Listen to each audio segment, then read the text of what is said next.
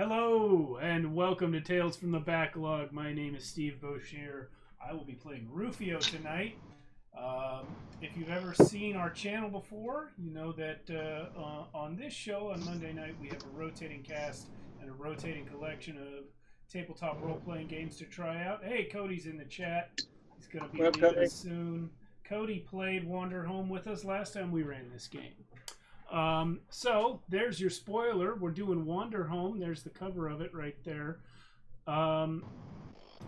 Jason has the hard copy, and the rest of us are running digital. But yeah, Jason, why don't you tell us about this game, and then we can have everyone introduce themselves, and we can get into character creation here. Yeah, I mean, Wanderhome is a pastoral diceless RPG. Came out like a year or two back. It's about playing, anthropomorphic animal people in a very post-war sort of like trying to just rebuild and not, perpetuate the horrible shit that had gone before sort of world. And our characters will be like wandering people, just kind of going about and doing stuff. It all comes off kind of vague, but until we really get into it, it's going to be a little fucking vague. Like I know Steve and myself both have characters up at the ready, but the three cast members up above are going to be making characters with us on stream, which should be really fun. Yeah. Yeah. Sorry, go ahead. No, I was just going to ask, Steve, do you want to go over collating thoughts?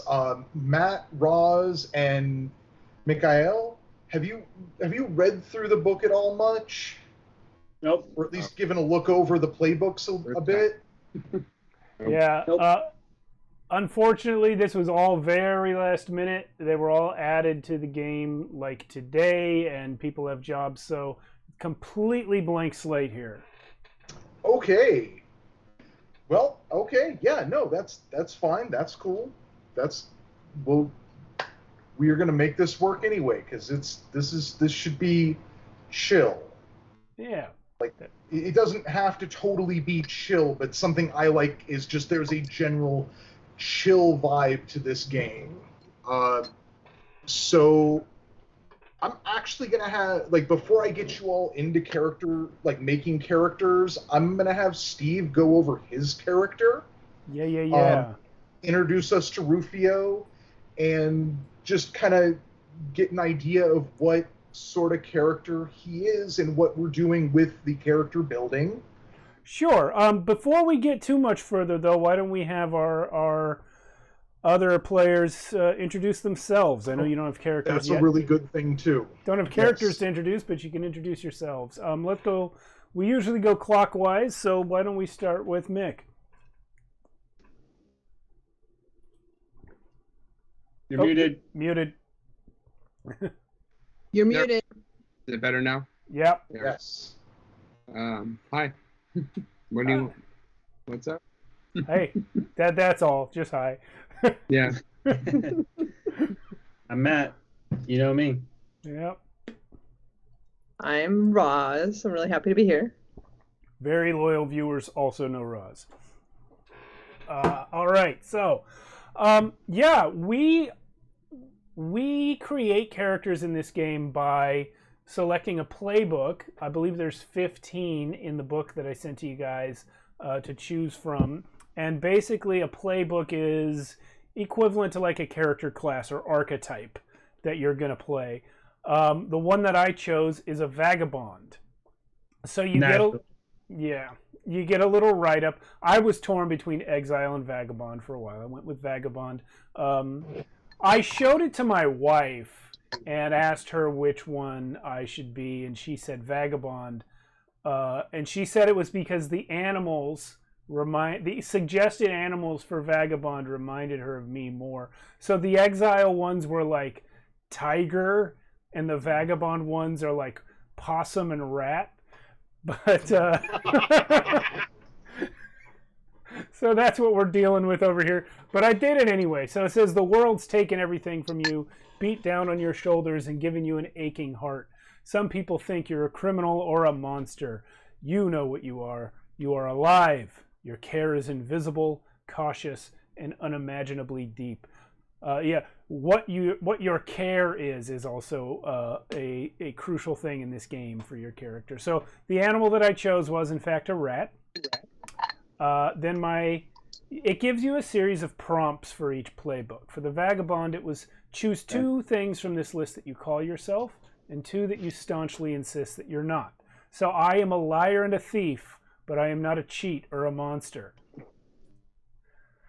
I have then chosen 3 things to describe my look. I have an ostentatious belt, offset by a scarf big enough to hide in, and a hood that covers my eyes. So I imagine that the hood and the scarf represent my desire to constantly keep myself hidden and not noticeable, but I just can't bring myself to not wear my big ass fancy belt. And so it just throws a wrench in everything. Choose 2 crimes you've been falsely accused of and 2 you're actually guilty of. So I'm guilty of trespassing and libel and slander. I'm not guilty of lying under oath or betraying my partner in crime. And then lastly, it says choose one thing from this list that I carry with me and one that's been stolen from me, and tell the table about them. So I'll do that now. Something I carry with me is a book of magic spells that I picked up from a witchy crone, but I can't read it. And then something that was stolen from me is my shadow, which moves of its own volition. That one's for you, Matt. So that's my character so far. We will flesh out our characters in relationship to each other with a series of questions that we each ask the person to our left and right. But we need everyone to have a character before we do that. Yeah. So I emailed the PDF necessary to look at the playbooks to Matt and Roz earlier today. Mikhail, do you have it, or do you need me to send it to you? I don't have it. I think. Actually, if one of you guys could forward it, that would be Okay. the best. That would be the best thing to do. 'Cause I don't have it now. Have your email? So we make the thing. Yeah. Or Mick, if you can just give me your email address in the Skype chat, I can do that too. Yeah. Whatever's fastest. I don't know. Roz has already started making hers. Oh, great. She's done with hers because we're using the same screen. Gotcha. So what? Yeah. Have you named your character yet, Roz? Flight. Plight? Flight. Oh, Flight. Okay. Oh yeah, here you go. I sent it to you, Mick. Flight, the dancing fox. All right. What playbook is it? The dancer. Oh, perfect. That's why you said dancing. All right. Bridge the gates of life and death. Cool. So Flight the Dancing Fox. And I guess while Matt and Mikhail are looking at theirs, can you tell us about what you chose for Flight? What did I choose? I chose fox. I chose charismatic and honest. Okay. Just to let you know, the prompts in each playbook are different. So if you can read us the prompt and then also tell us what your answer was. Right. So animal fox. There's 2 that you are and 2 that you wish you were better at being. Okay, 2 that I am is charismatic and honest. I wish honest and focused. I wish I was more charismatic and upbeat. Nice. My look is gleam in my eye, sunset shaded robes, and golden jewelry. Copy. Cool. And I dance with the deepest dark to bridge the gates of life and death. Well, you're going to choose 3 dances you will gladly dance, and 1 you will never dance again. Again. I like that. I think Okay, she's still working on this. Okay, so and I will No problem. Wild creatures. Wild creatures to help them rejoice. I will dance in an unfamiliar place to listen and befriend. And Never the one again, gods. and then I would probably prefer not to dance the broken crumbling to remind what could be. Oof. Maybe. All right. Oh, there's So- more. All of the. Oh yeah, there's probably. I think there's one. Oh, there's 2 more pages. Yeah, there's one Yeah. more prompt. Yeah. One I you choose can to choose. teach anyone who wants to learn, and I'll only ever dance to alone. Let the tale be about them. So I choose 1. Okay. Yeah, choose 1 that you'll teach anybody and 1 that you'll only do alone. Okay. Yeah.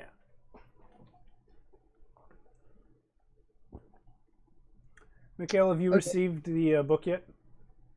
So I will never sing Yeah. a work song tradition from my life that I have no desire to return to. I'll never tell anybody about. And then I sing reed flute. Ooh. Snatched from God himself. Awesome. Yeah, there's a lot of stuff about lost and forgotten gods in this game. Yeah. Yep. Oh, yeah. And I ask to the left and 1 to the right. Ask Yeah, one so- to the left. Right. Well, we'll wait We're going to until get to those Yeah. Oh, okay. Oh, I see. Okay. Okay. after everyone's got their characters a little more together. Oh, But something to keep an eye on is the next page. Yeah. Some things you can always do. These are actually different playbook to playbook, and essentially they're play prompts for things that you can just say you are doing in game. There are certain things you need tokens to do, and there are specific ways to get tokens, which are on page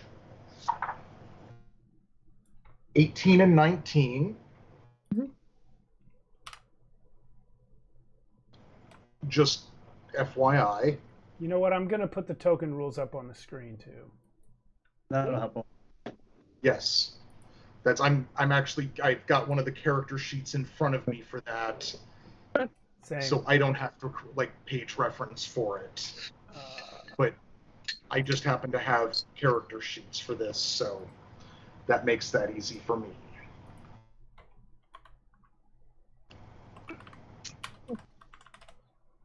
Oof. All right. Is anybody else ready to start talking about their character, Matt or Mikhail? I'm scrolling to mine still, but I know I'm going to be the peddler. Oh, and I should point out I am playing the caretaker. Oh, that Just yeah. FYI. Goodness. Thought I was right there.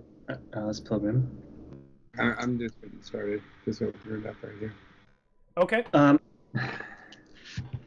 So I'm reading this for the first time as I'm telling you. The peddler, the road is long and filled with merchants, traders, and everyone else doing their part to make sure everywhere in the heath Yeah. is provided for. No one's home can stand alone.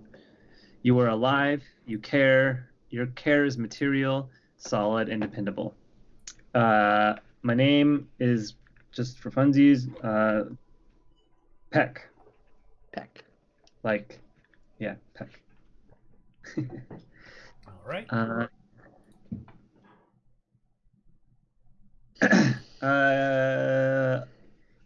He's gonna be like a gonna be an ox. Yeah. Yeah, An ox named Peck. works for me. Rugged. All right, so choose 2 you are and choose 2 you feel you need to be.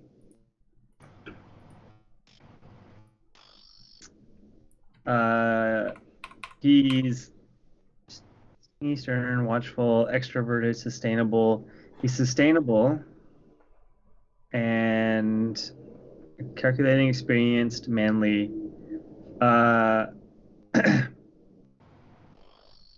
And stern. He's sustainable and stern.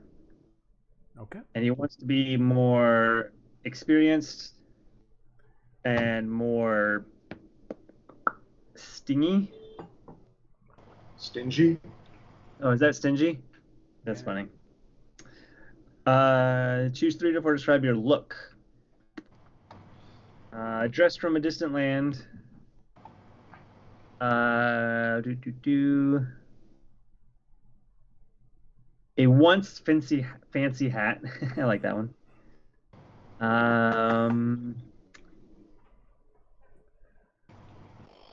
Overburdened backpack for sure.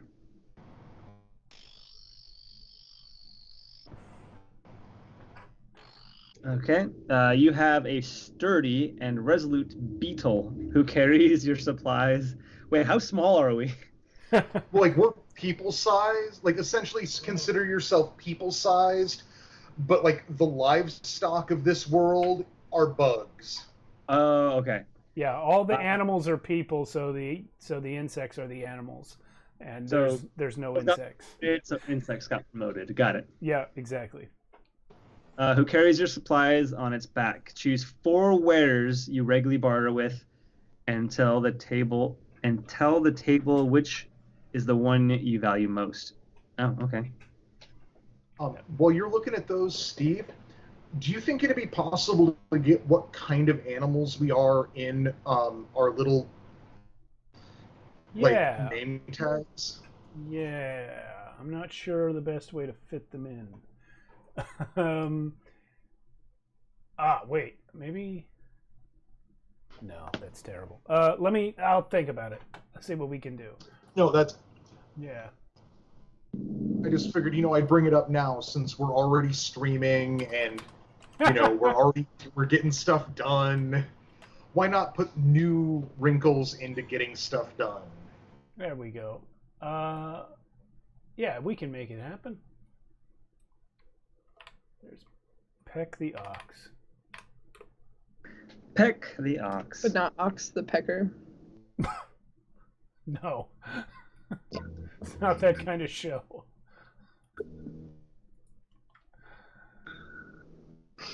I wonder where they get the wool from. Last, Consensually. Okay. yeah, I was gonna say last game I played a sheep, a bighorn sheep who was a shepherd. So I probably donate it. And- Yeah. Steve, do you remember what you shepherded, though? Yeah, Bumbles. Yes. That's probably where that wool's coming from. The Bumbles. Oh, I guess they're kind of fuzzy. Yeah. Yeah, bumblebees are fuzzy. Yeah. Giant.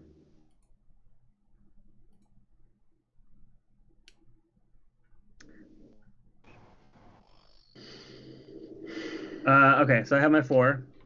Okay. I'm not going to read through all the options, but I carry smokes and drinks or anything people might need to feel better or soothe their nerves. Nails, tools, and anything else forged from melted down weapons. Fish, pearls, and anything gifted from the sea. Gossip, secrets, and anything else valued by the rebellion. I guess my most precious, right? And the table was the one you value the most. Yeah. You know what? It's a new world, and everyone needs their vices. So smokes and drinks and everything else that makes people soothe their nerves.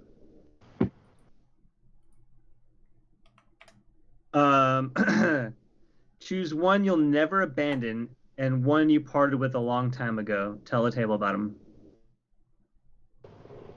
A map that leads to wealth beyond imagination, a hand-carved flute your father made, a wilted orchid you must keep secret, a sign of your time for helping the rebellion. What's the rebellion about? I haven't read anything about it. It was part of the war. It's in the past. Lore specifics of the geopolitical situation are intentionally vague in this game. Okay. Oh, okay, cool. Yeah. An inquisitive young teen who tags along for the ride. Small, forgotten, miraculous god who lives in a shrine on your beetle. Oh, that's kind of cute. That's the one I'll never abandon, is the little god on my Zoe. Oh. Zoe, the small god. All right. And the one I parted with is probably the teen. Just kidding. A map that leads to wealth because it was leading nowhere. I like that. Nice. Cool. That's me. All right. Mikhail. Anything for us yet, sir? Just starting it right now. I'm just on a few pages in. Hang on one sec. Just pick a path and go for it. Have fun. Don't think about it too much. No, I'm just writing these down. It's like 2 here, 2 there. So then I'll just be able to go through. One sec. So say it and then you can write it down. Well, while he's doing that, I could introduce myself. yeah, Sure. Done that's that right. yet. I forgot. Yeah. I have not introduced myself. I am Luca the caregiver Yeah. or caretaker. I can remember what I am. And someone must pay attention to all the small and forgotten things in the world. Someone must listen to the voiceless. You are alive. Your care is tender, supportive, and silent. And I am Luca, he, him. I am a magpie. Specifically, I'm looking at a Indo-Chinese green magpie because they're really pretty. Okay. I value being reflective and gentle, and I am exhausted by being expressive and masculine. My look are my wooden sandals, a faded shawl, and a pole balanced over my shoulders with a collection of small shrines suspended from each end. Friends that hide. So I have blah blah blah blah blah blah. I can choose up to 5 friends that hide in the many shrines I carry with me. One of those is Zenith, a god of a single sunbeam. They are confident and luminescent. Ea, a god of a misplaced kiss, and they are caring. And a nameless ancient god seeking refuge within my shrines. They are feral and hurt. I have a piece of ceremonial object that I honor, and it is a deck of oracular cards, hand-painted by an empathetic childhood friend who could hear the gods whispering. And I have one that I no longer treasure, which is a handbook attempting to name all the gods, written by a poetic writer I once loved. All right. And we mentioned the tokens briefly, and I put the token rules on the screen. Hopefully you guys are able to read that. But you'll also notice that there is a 0 next to everyone's character name. That's where I'm going to be tracking the tokens. Okay. I was wondering how you're going to do that. Yeah. So if you are doing something to get a token, speak up about it being something to get a token from. Yeah, it's we might miss it. Yeah. How do you get tokens? Basically, when you do something. Well, specifically, you get tokens whenever you inconvenience yourself to help someone else. When you give something away you hold dear. How was that? Pause for a moment to get some rest. Leave an offering to a small or forgotten god. Speak your true feelings on a subject. When you take a moment to bask in the grandeur of the world and describe it to the table. When you take a moment to watch a tiny moment of beauty and describe it to the table. And when you take a moment to marvel at something no one has ever seen before and ask the table to describe it. Yeah. Mm-hmm. The opposite of PG. Yeah, and then you spend them. So essentially, you get them. This is a rough way of describing it, not totally accurate. You get them for doing something selfless, and then you spend them to accomplish things. So specifics on what you can spend them on are also written there.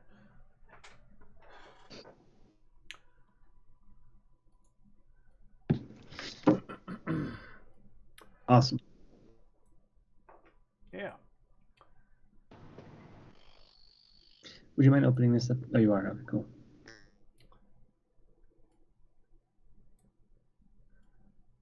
Mick, you ready to introduce your character?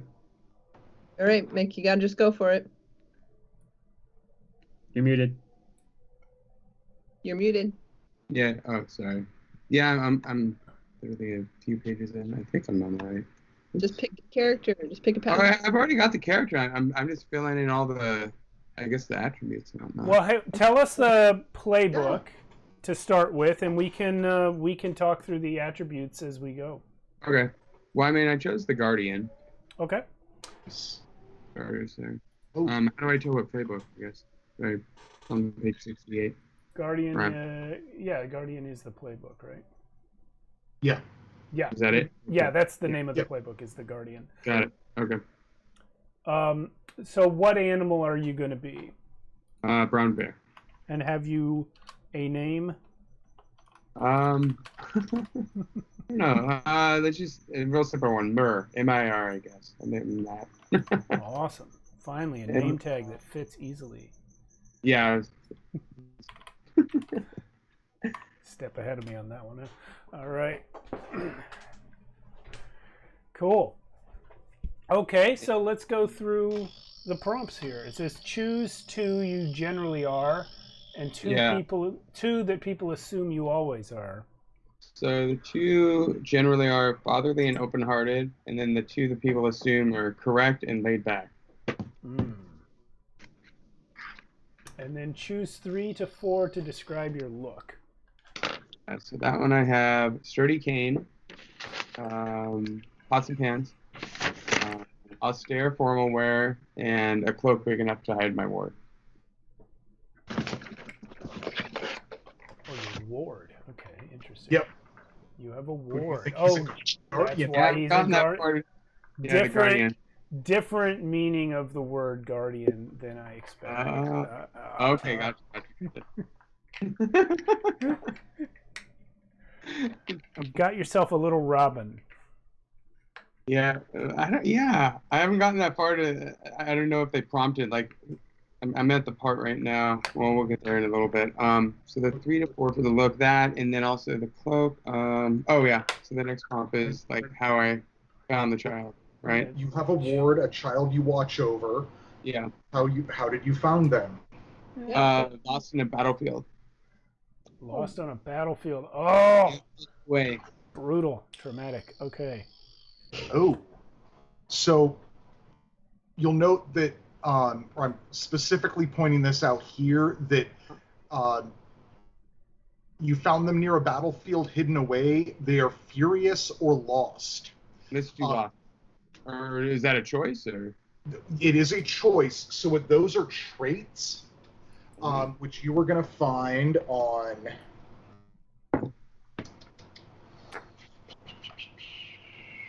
This is Yes. we need to fill out a Kith character. Yeah. sheet. So basically, we're making essentially our first Kith, which is an NPC.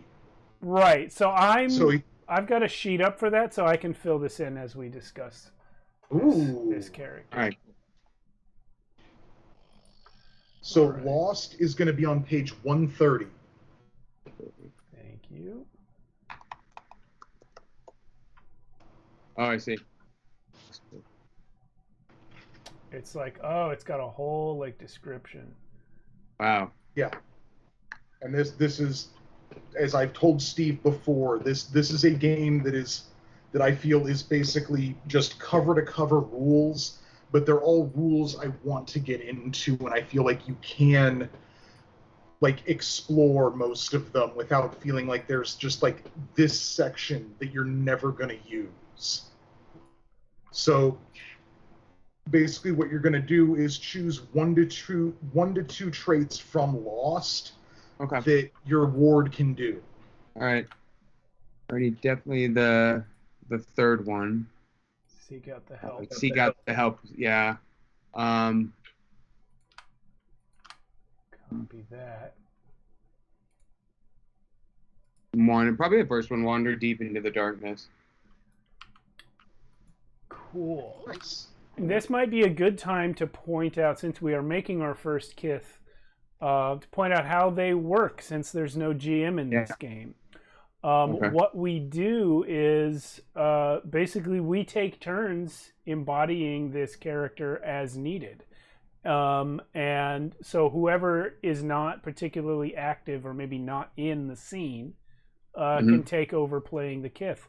And that's why they have these static traits that we can put on the character sheet. So we all know how to play the character. Right, cool.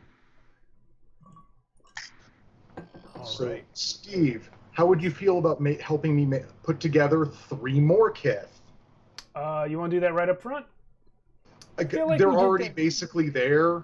It's my 3 friends that hide in the shrines I carry. Okay. I also have a shrine. We'll do that for sure, but let's finish filling out this ward first, because we don't even have a name yet. Yeah. Oh, yes. Well, and more about them. Yeah. Gotcha. All right. So. We were at back like to this 6. page.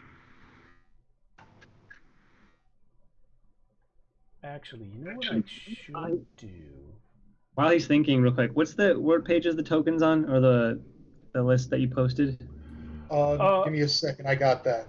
Okay. It is on 18 and 19. Oh, okay.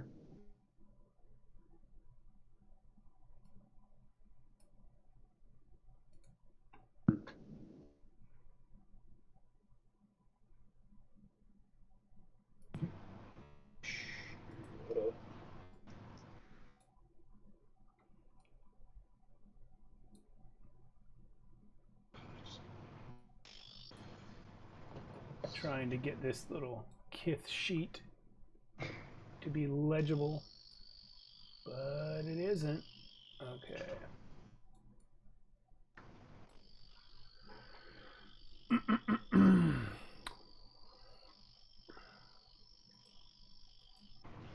There we go.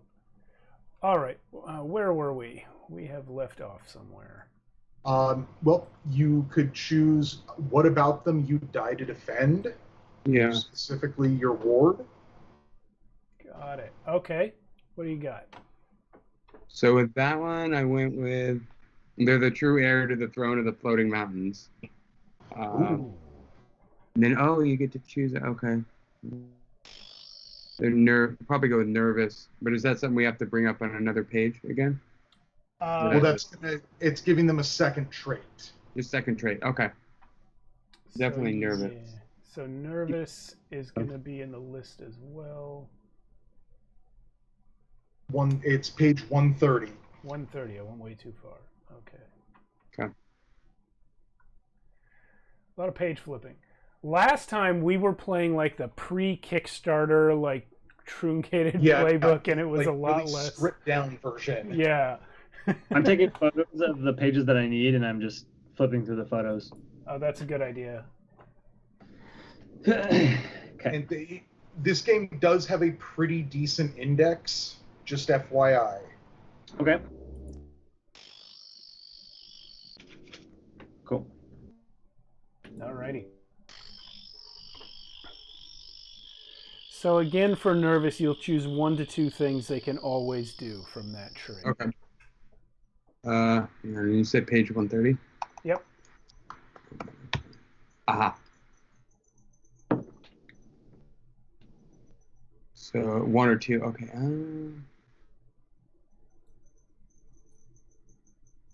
Worry about something you don't have control over.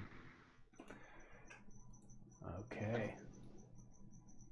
I'll be right back. 30 seconds. So everyone else built one character. Mikael's building 2 at once. Although I guess Jason's about to build 3 more. Yeah.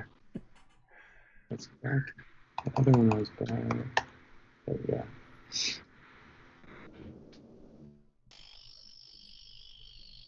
Okay. So are you just choosing that one for the nervous trait? Or are you going to do 2? Yeah, I'll just keep with that one for the nervous trait. Okay. Actually. No problem. So then choose 2 things back on page 70. Choose 2 things your ward carries with them and tell the table about them. Perfect. So I'm definitely a poncho the color of shadow, gifted by a crafty vagabond that I assumed is untrustworthy. And the last one as well, a mysterious scar on the nape of their neck, placed there by an oracular god. Cool. Details. Where can I put those things? Ooh. There's character sheets for everything. There's character sheets for places in this game. Wow. There's character sheets for character sheets. It gets meta. Yep. All right. I'm just going to use this space for the items that he carries. Or she, or they. Yeah, so I guess at some point we'll need to name the character and give them pronouns. But,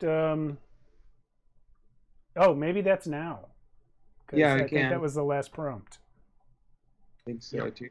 I'm seeing to have to ask something in the next one. Okay. Well, for the, I guess I'll just simple name for my ward is just Jake. Do that. Jake it is. I kind of call them Bert. Bert. And Jake's pronouns? He, him. All right. And what kind of form? I guess that means what kind of animal is Jake? Shoot, let's make it like, it could be pretty much any animal. It could be one that's actually made up. God, that'd be funny if Billy Bumble. Let's do it like a fox or something like that. All right. Yeah. No, fox has 1 F. Okay. Right. Here's what I'm going to do.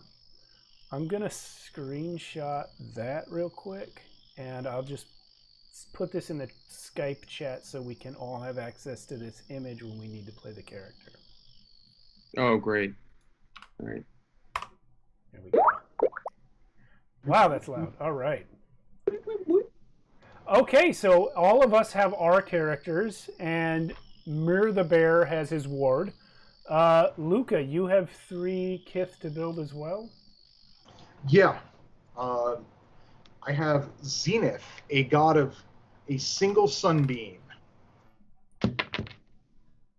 Okay. Wow. Zenith with a Z or an X? Z. All right. Zed, as my Canadian friends say.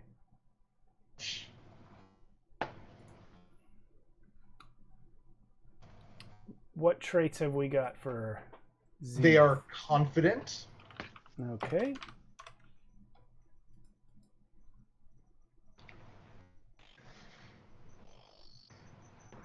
And I'm going to say that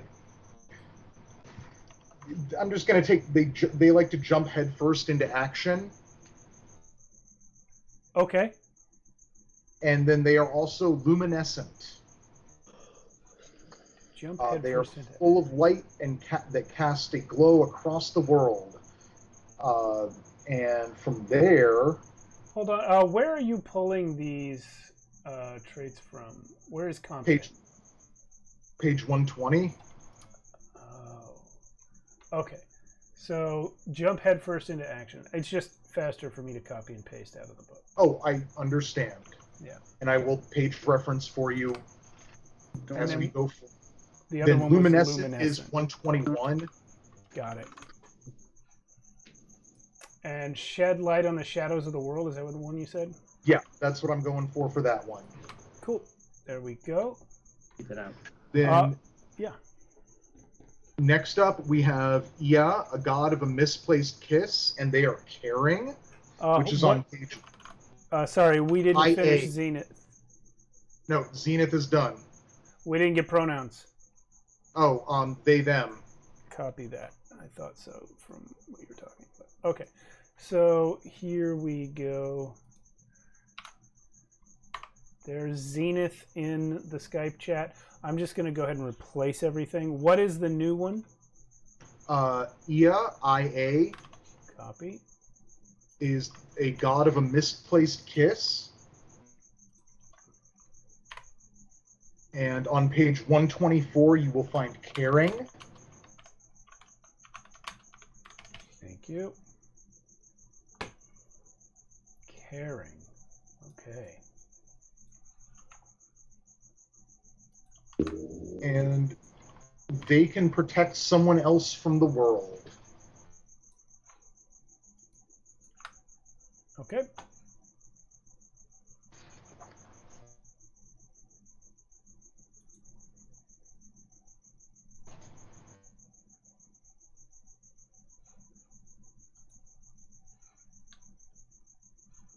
Just the one trait, or Yeah, just the one trait, and again, they, them.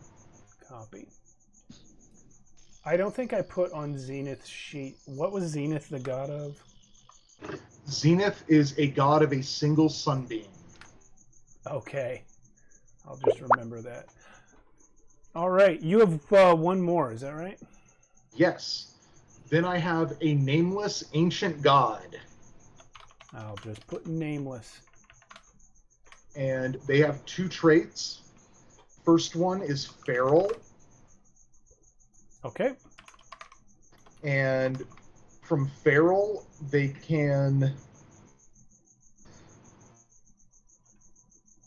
You know what? I'm going to say first and third. So they can call out to the wild and hear it respond. And they can also show all their teeth and bite. And if someone doesn't want to get bit, they're going to need to spend a token. Okay, that's impossible to read. I'm going to have to cut that into 2 lines. Okay, feral is excellent. So this is the way you can be violent in this game. By making your god bite. Or making someone else bite. Yeah. Just the feral trait? Any other traits? No. The nameless is also hurt. Oh. Hurt. Which is page 129. Got it.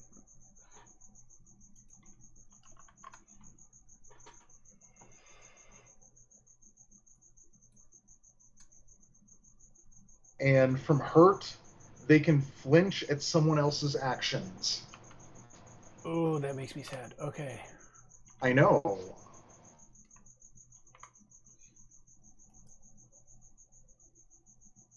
I don't know why this is big. Whatever. We'll remember that the last word is actions. So 2 traits for her? For them? So the nameless is it. Okay, and that's all of our... That is all of me. Boom. All right. So all the Kith sheets are in the chat. So do we want to get on to relationships? Yeah, we got to ask each other questions. All right. So I also have a my little Zoe guy, small. and we're green. Right.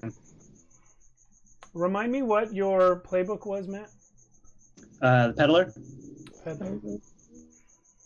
And Steve, we're green. We are? Yeah, it's all green. Oh, hold on. Is that just in Skype or in the OBS? It was just Skype. That's why I didn't see it. You guys are good now? Yep. Yes. I'm good. Cool. Okay. Zoe, a small and forgotten miraculous god. Okay, let's make Zoe.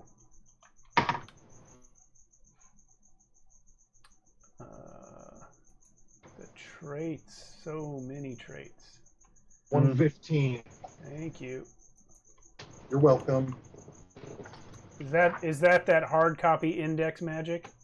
Yes, it's in the PDF, but yeah. Yeah, but in the It's- PDF it takes clicks. Okay. Yeah. Okay, Zoe. What are we doing for Zoe? You got to pick. So how many traits do I pick them? So they're miraculous. So Yeah. on page 115, Oh, I see. miraculous kith can do things no one else can do. They are often great and mighty gods, powerful wizards, and wish-granting fish, among others. And you can choose 1 to 2 things they can always do.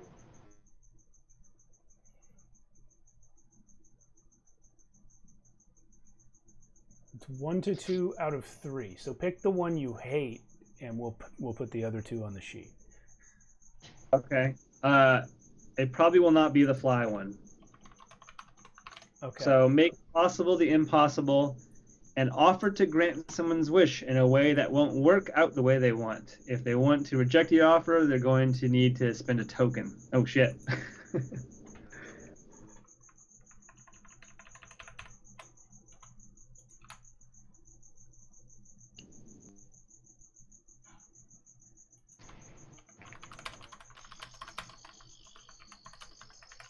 So this one can really screw us over. Got it.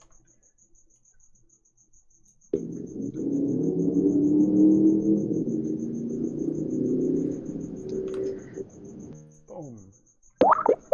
Oh, that's loud. Okay. All right. Well, we've built all our characters and our kith, right? Yep. So now we need to do the questions to establish our relationship. Let's see. Who would like to go first on the questions?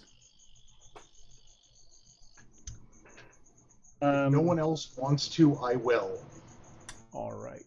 Go for it. Let's also clarify left and right here. On the layout, I'm thinking Jason's to my left and Roz is to my right. That's what makes sense to me. I don't know. I'm figuring counterclockwise and clockwise to a degree. Yeah, counterclockwise and clockwise. Okay. Basically, whoever's on the other side of you on the layout there. There you go. So my left is Mikael, my right is Roz. Well, I guess, yeah, Jason's right. Left and right don't matter. Just the 2 people next to you. Okay, great. Yeah, that makes sense. Yeah. So does anyone else want to go first? And if no one else wants to go first, I will. Go for it. Cool, I'm going to go first. So, Rufio, Yes. do I listen to you when you feel small and forgotten?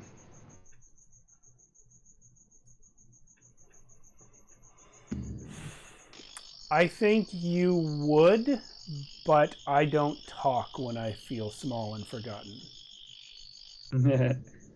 So you talk about as much as I do. Yeah.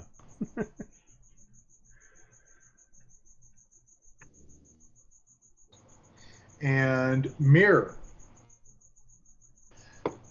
which of my small and forgotten gods did you rescue and give to me? Hmm. And if you want a reminder of which small and forgotten gods I have, I will restate them. I would say the sun, those one from the sun god. The Sunbeam? The sun, yeah. Zenith? Yeah, Zenith, there you go. Oh. I'm curious, what did you rescue them from?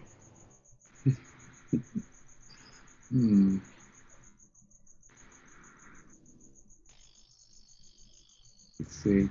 I don't know. Falling into a lake and being extinguished. Pardon? Falling into a body of water and being extinguished. Oh. Well, Hence that was why super sweet of you. Now in your container. That was incredibly sweet of you there. All right. Oh, I will go ahead and go next. Let's see. Luca.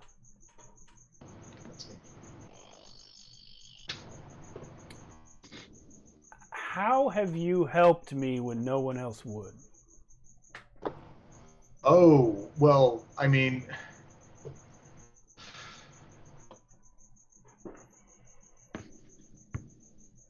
who could forget that time? I mean, you remember that one time we were at that town and just everyone had it in for you.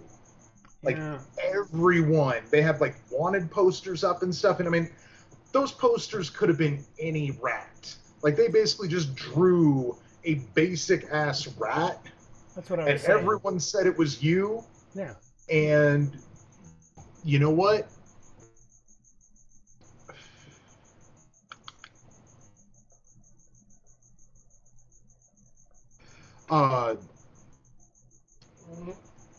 And it was also just like this village, this town was like underground too. It was like one of those like burrowing towns. And Zenith, who Mir had rescued recently and left in my care, helped guide us out through the darker caverns when this whole town was out to get you. Ah. Yes, now I remember. Yeah. Okay. And then Flight. Why do I call you my only friend? Because I let you ride around on my back and take you wherever you want to go. Wait, you're human size. Sorry. Human size, yeah. Yeah, we're I'm all a rat and you're a fox. We're not that far off. Right. Oh, I don't know. I was thinking, why am I your best friend?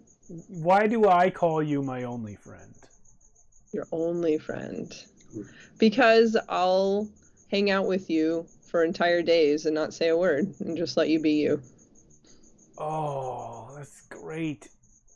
That means that, like, I don't even know what you think. I just talk at you. You just talk at me, and I won't respond, and you love that about me.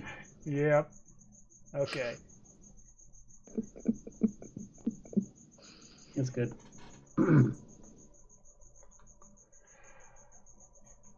Okay. Who would like to go next? Since we're going counterclockwise, Roz, you want to go next, or Me? Okay. So, do I pick random people or just the people closest? people next to you? Yeah. So that would So mean Matt and you, Steve. Matt and Steve. Okay. Peck and Rufio. Peck and Rufio. Rufio. Rufio. Thank you. I can't believe it took this long. It's been an hour for someone to say that. Okay, so... Alright, so Peck. Why did I come with you when we left home?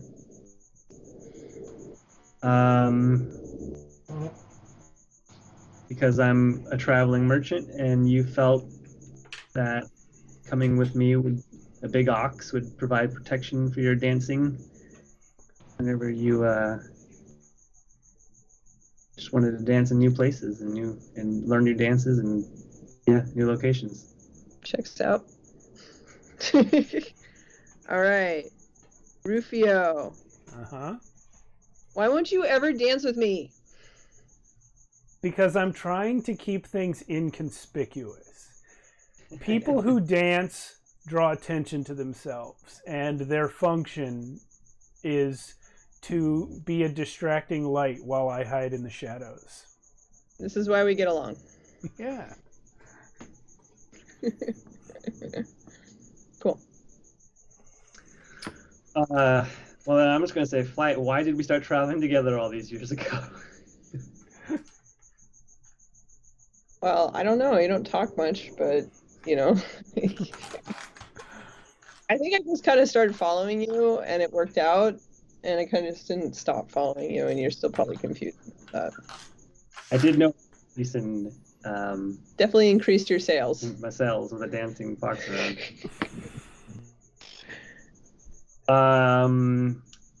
I get a commission, right? Myrrh, how do I help you decompress when the days are long?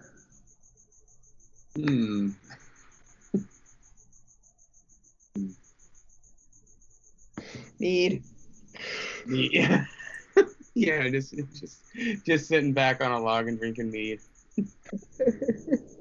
I imagine Sorry. the ox and the bear can put away more mead than the rest of us combined. You just get the really strong triple distilled mead. Yeah. Yeah. Yeah, that would be it. All right. All right, I think that's. Is it? Are we doing Myrrh or Mir? Mirror. That actually sounds cool. Mirror. Okay. Okay. All And right. that's, my question's around 71, it looks like, right? Yes. The yeah, left. sounds right. What says to the left of the right. Okay. Yeah. And then or you said we're going clockwise, so I'm Doing mine- Matt and Jason are yours. Okay, gotcha. So let's see here.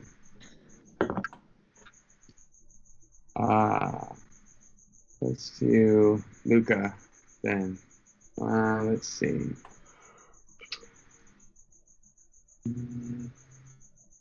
What was I like before I found my ward? Oh my goodness. Okay, so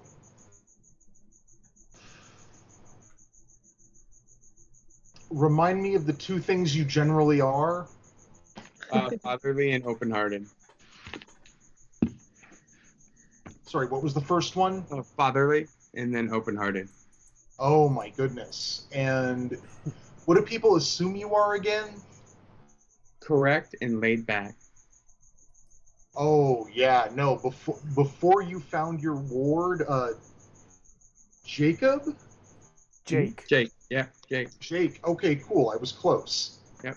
Closer than I expected to be. Yeah, before you found Jake, oh my goodness. I mean, you weren't like crazy party person, but oh man, like if we wanted to go hang out, like you were the dude. Or, the bear. I mean, you were like, to put it in a thoroughly anachronistic and multiversal sense, I mean, you were like full bore Jungle Book, like Disney's Jungle Book Baloo.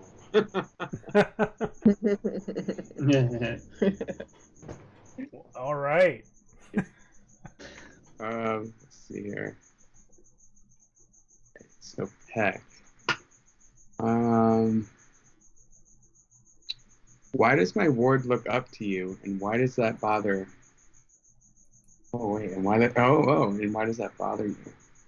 Bother me or you? I guess does say me, but it like. Yeah. Yeah. Essentially, someone else is defining a part of your character. Okay, gotcha.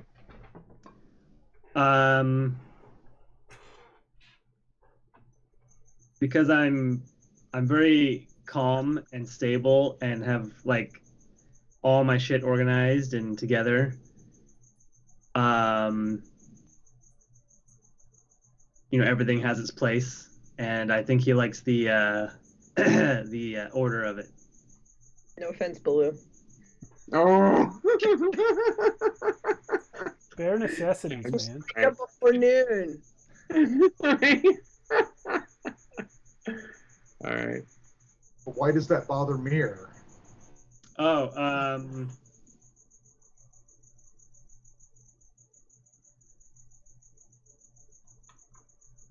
Because because you want to teach him to just live his life and be more impulsive and live on the edge a bit, but I'm bringing structure and order Firm hoof. and rules. Nice. I wouldn't say I discipline him, but I will give him a glance when he's doing something inappropriate that sort of sets him straight a bit. Unintentionally, it just happens.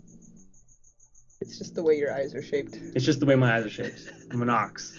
In your defense, it's just your face.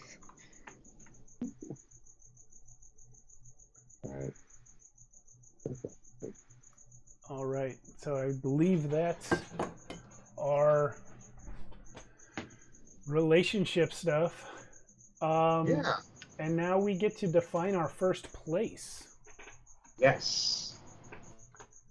So, Oh, can you hold that up? Nope. Nope. Nope. You cannot. wait, There's hold no. on. Yeah, in front of your There we go. body. In front of your body's the way to do it. Oh, it's I want one, and I didn't think to buy one at the time, and now they're hard to find. But Yeah, it's really nice. I was one of the Kickstarter backers on this book, and I'm really, really happy with it. So cool. It's really beautiful. That said, page 23. thank you.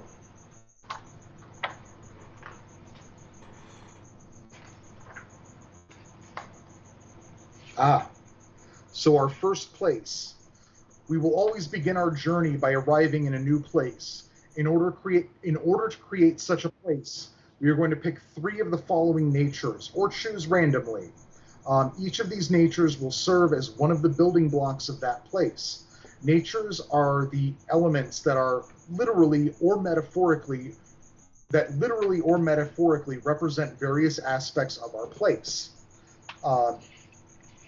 After we've selected these 3 natures, we will consult them, starting on page 131, and make choices for them.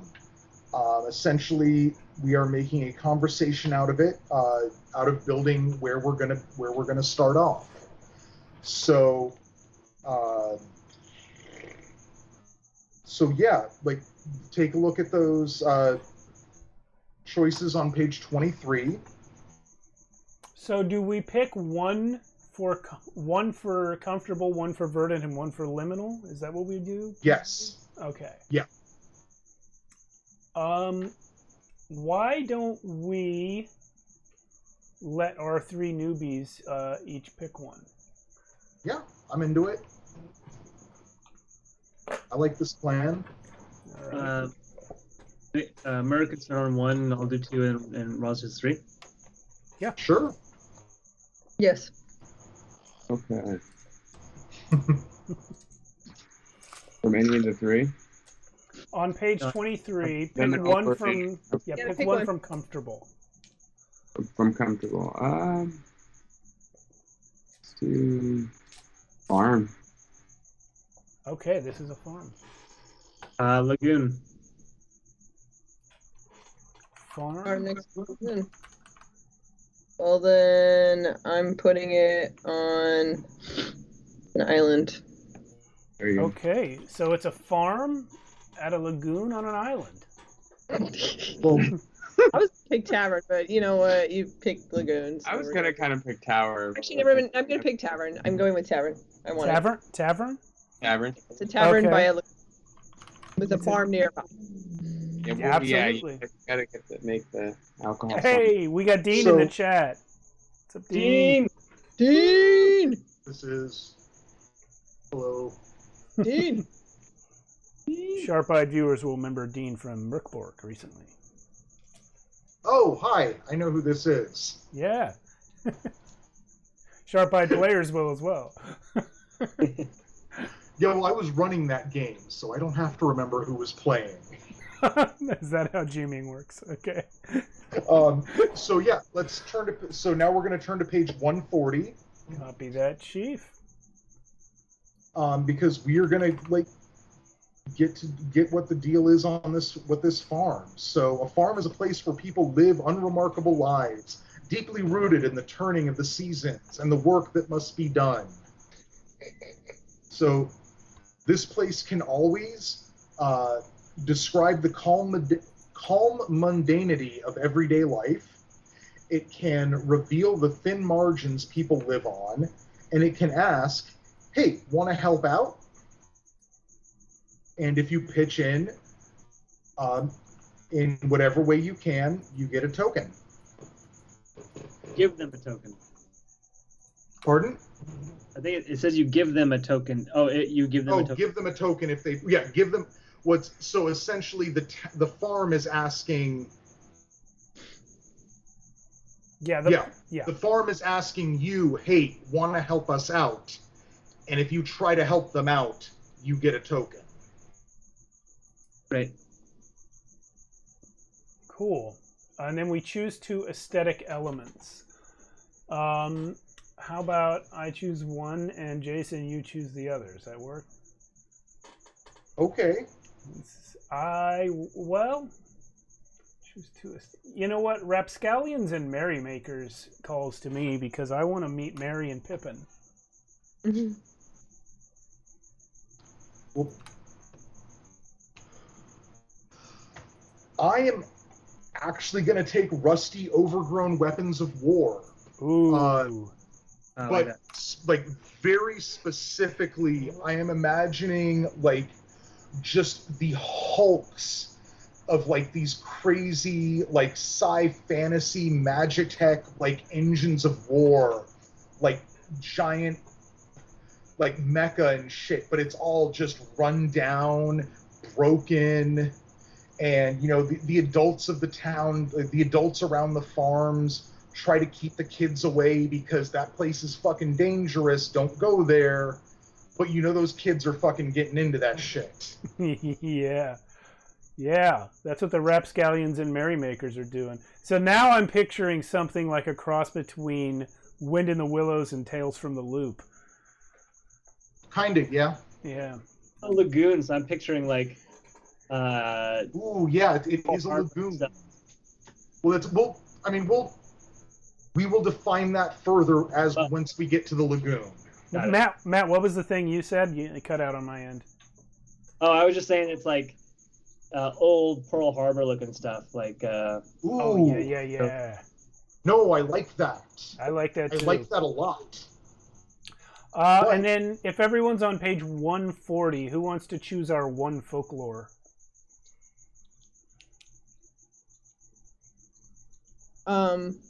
Do something else of your own invention? What does that mean? It means make something up. Okay, well, long ago, this land was flat and there was no sea. And then one day the ground shook really heavy. And then there was ocean and mountains. And we say that it happened when a giant ox plowed the land. And this is why we have the harvest festival of the mountains, you know, honoring the great ox that gave us the mountains and the lake and the sea. Okay. Steve, you good for typing that all out? Yeah, I did the shortest version possible. This land used to be flat, but a great ox plowed it, period. Yep. And now there's water. Yep. It's where the rain was in his giant hooves.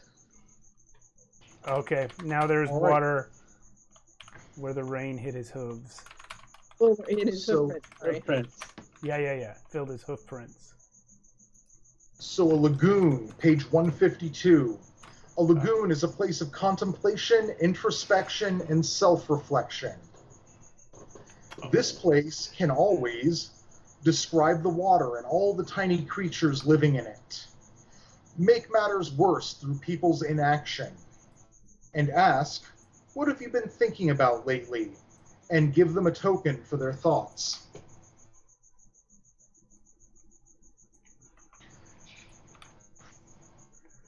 Incredible. All right. Who would like to choose 2 aesthetic elements of this place?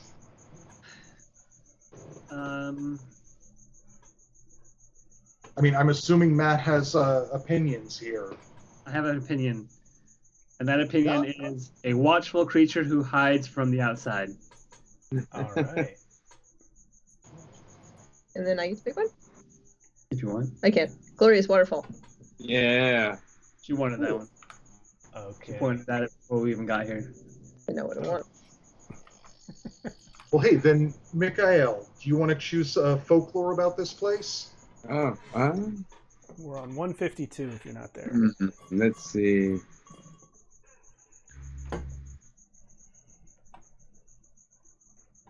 The waterfall's broken heart. Then we got a waterfall. So. The Oh, waterfall has a broken heart. Yeah. Oh. The glorious waterfall has a broken heart. Yeah, we had a glorious waterfall, so it has to have a broken heart.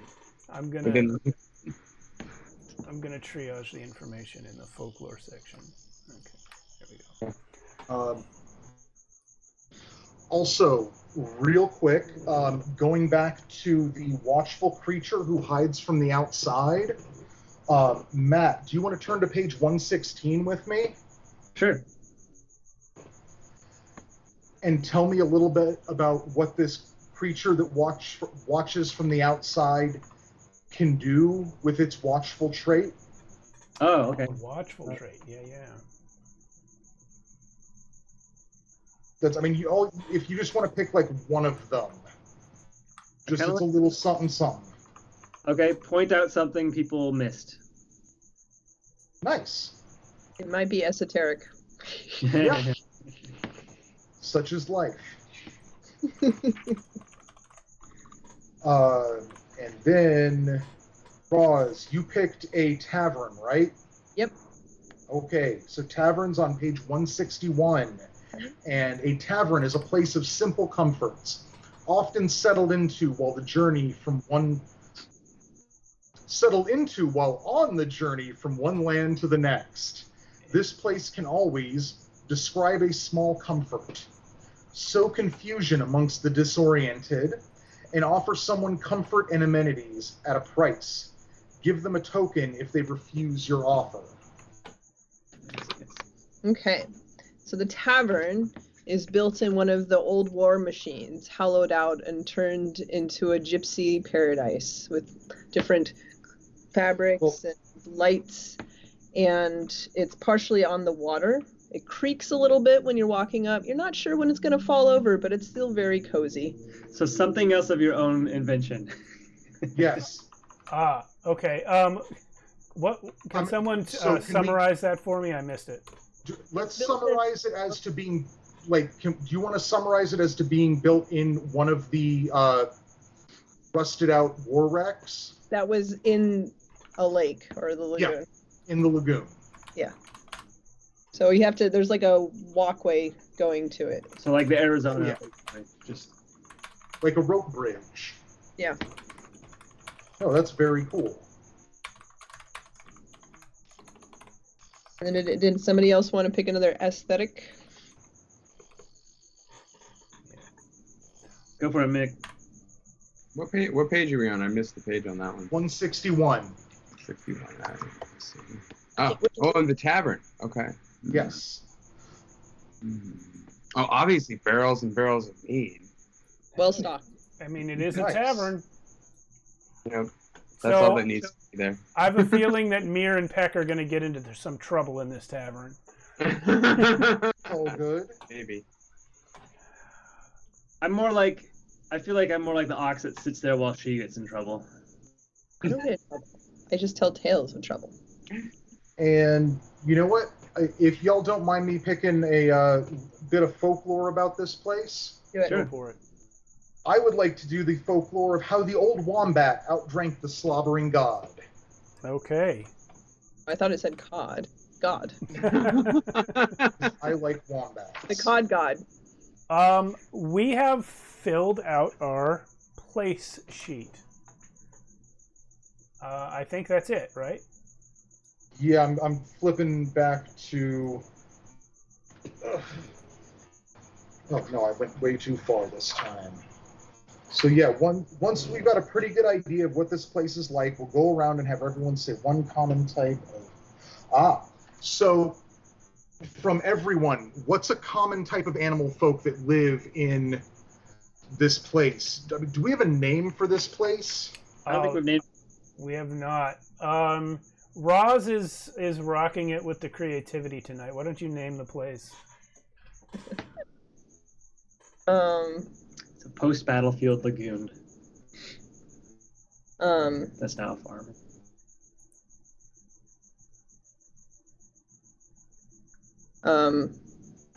Call it the blue. I'll call it the Blue Hollow. The Blue Hollow. I assume Hollow with an A, yeah? Yes. Ah. Or no, Well, let's apparently it did want us to name it last, Turquoise but Hollow. Turquoise, got it. Yes. it will fit right into this place then. This is that incorrect spelling. Okay, there we go. All right, but now we do So- need to pick animal folk. Yeah, so basically everyone's going to choose one type of animal folk that is found commonly in this place. All right, Welcome we're back. everyone. Apologies for the glitch. If you're watching on YouTube, hopefully you don't know what I'm talking about because it will be seamless. But if you're watching live on Twitch like our good friend Dean, then I guess we just wasted a bunch of your time. Sorry about that. Yeah, so we're back. You guys, hopefully, I know it's really small. Let me see if I can blow it up a little, but hopefully you guys can tell me if anything is missing from this sheet. I'm going to embiggen it some more. Those of you who are not with us on Skype that often, sometimes you can maximize just my window, my video feed, by dragging the other participants up to the top until they turn into thumbnails. But it may depend on what version of Skype you have. Just Anyway, also making Skype bigger. there is also that. Oh, wow. Oh, no, there it goes. Okay. You know what? I can embiggen this further if I shrink the bottom of it. Nope, wrong button. Yeah, there we go. And then I can do this. Masterful. All right. We need to put some animal folk on this thing. Yeah. And then we gotta have an adventure real fast. Let's do Well, the I mean, animal we gotta folk. have some stuff. Yeah, we you gotta know? do stuff. Yeah. Half the adventure is building the adventure. That's exactly right. I feel like, we're telling each other a story, even now. Yeah. Yeah. Well, does anyone have any particular animal folk they see native to this to Turquoise Hollow? Well, there's a lot of very long-horned gazelle-type creatures wandering around. Hmm. We have birds, right? Yeah. Oh boy, howdy, do we have birds? What kind of birds? Seagulls. Gotta have some crows. Crows and seagulls live on opposite ends of the town. No, they're not. They're all intermingled. It's a friendly place. It's a friendly, non-racially exclusive place. People So are gazelles kind. from- It is part of the lore of this game that people are generally kind. The only people who ever get mean are the powerful, like the rich and the ex-soldiers, because they're damaged.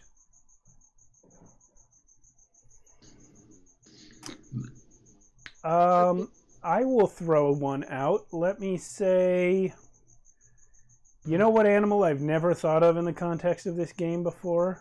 Hermit crabs. Yeah.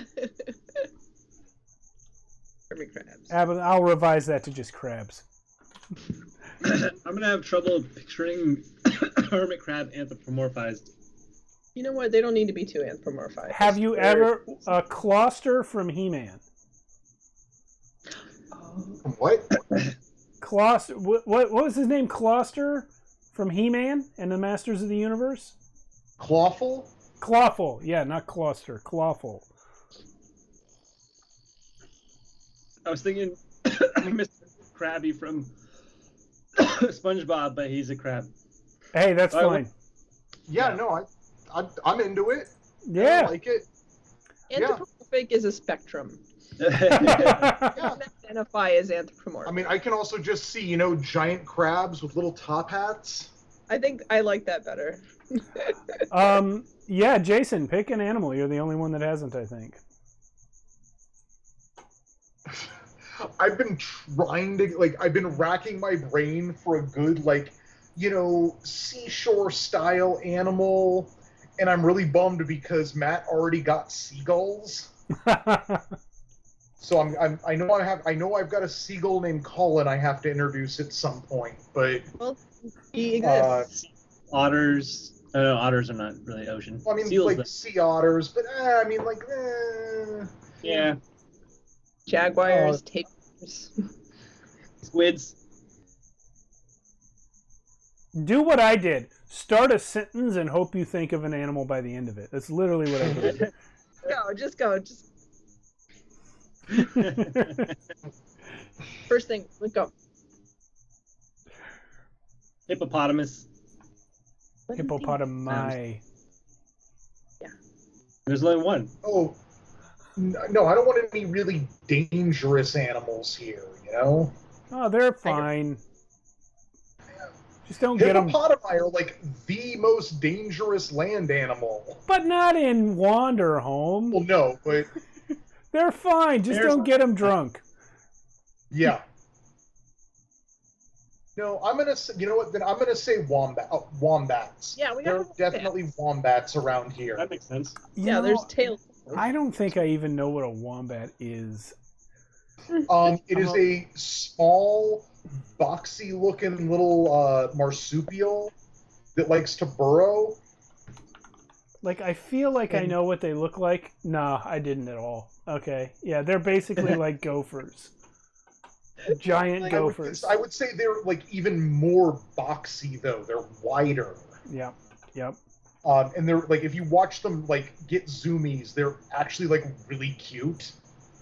They will do this mid zoom hop turn, and it's the cutest thing. And they're pretty big too. Yeah, I'm seeing a picture of a guy holding one. It's almost the size of his torso. Yeah. Yeah. But you know what, Mikhail?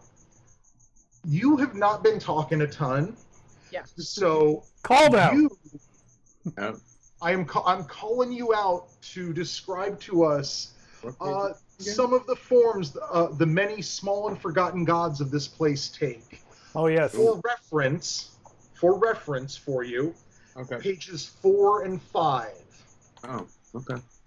Also, oh yeah. My pin. I can't see it. Yeah, it's really hard. It's really tiny, but I wanted to point out that it was there. I sent you guys the place sheet already. I jumped the gun on the gods, but let's get them. That's a cute one. So if you see them there, there's a little burnt match. There's some little pine cones, a used tissue, some buttons, some I like mushrooms. this. Here's what I like about this game. I know I'm going to catch hell from some people for this, but I can't stand Miyazaki movies because I don't like that the stories are gibberish. But I love, the thing that I say about those movies is that they're beautiful gibberish. And what I like about Wanderhome is it takes the beautiful part and leaves whether it's gibberish or not up to us. Yeah, I'm gonna I will hard contend that those movies are not at all gibberish, but this is not the place for that. Yeah, we can talk later. Because all the people that think they can explain those movies have failed to do so to me. But yeah, just give us two or three styles of small and forgotten gods for this place. Okay. I like the matchstick. That's a really cool one, especially for a sun god, something like that. What the thing is, it's not just it's a little burnout matchstick. Oh yeah, I see them. Yeah. Well, of course, these are just ideas. You can come up with something. These can just be an inspiration. Yeah, like a burnout. I don't know, because do we base it off an element though too? Do we do that? Well, just have fun. Explicitly, these are just give us a couple looks. That'd be a fun one. I mean, I like the They idea. don't of have you being don't, like they an don't need to be old- full an old descriptions. sun god that's kind of like just kind of withered away. Just an old withered away what? Like an old sun god. With the whole match. That's the Okay. Okay. Yeah. Matchstick is an old withered away sun god. Yep. And All then right. definitely have one with the kind of the whole mushroom family. Maybe one of the earth gods that's been forgotten. Kind of like some forgotten psychedelics. Like what kind of small and forgotten earth god would you see like in this lagoon? Well, he said a mushroom. Mushroom. Yeah. Yeah. Like a mushroom person. Okay. You're saying in general, right? Or like specific ones? Oh. Like this is like they're general sorts of small and forgotten gods that exist within this like location that we have built. Yeah, Sort of maybe. like if you take the from Spirited Away, like all the little coal specks. Yeah, saying gods in a Like small Western and forgotten gods. gods in a Western context maybe replace more with like spirits or something of that nature. Yeah, I remember it being Spirited Away, or like in Princess Mononoke. We had that whole little ones too with their names right now. They were so cute. Well, definitely the match, and definitely that one. Have fun. Yeah. You know, another. I mean, gosh, keep it going off the elements. I kind of like that. Have the tissue be kind of the air god. My son would get along with you. That would be a fun one. All right. And this is gonna be illegible when I screenshot it. Here, I'm going to move the gods entry down into the big field here so we can read it.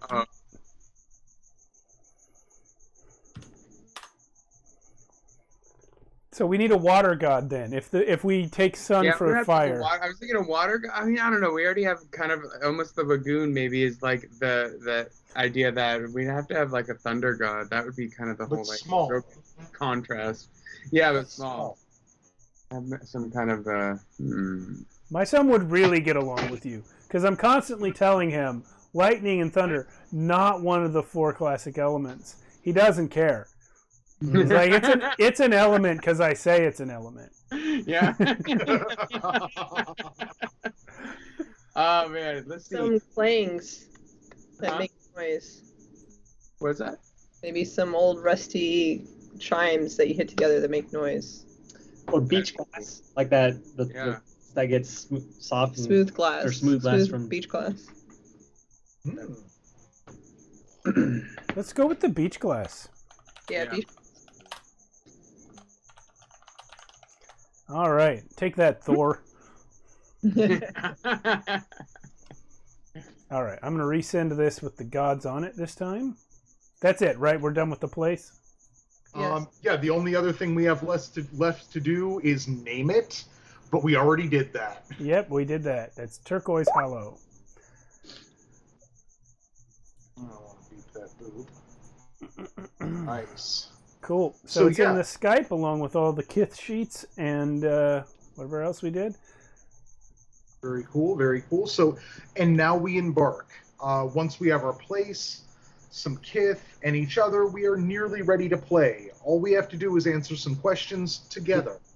Every time we gather, we will answer these questions together before playing. What sort of place did we just travel from? Oh, it was stinky. Stinky? Yeah. It's somewhere. Oh God, what the fuck was his name?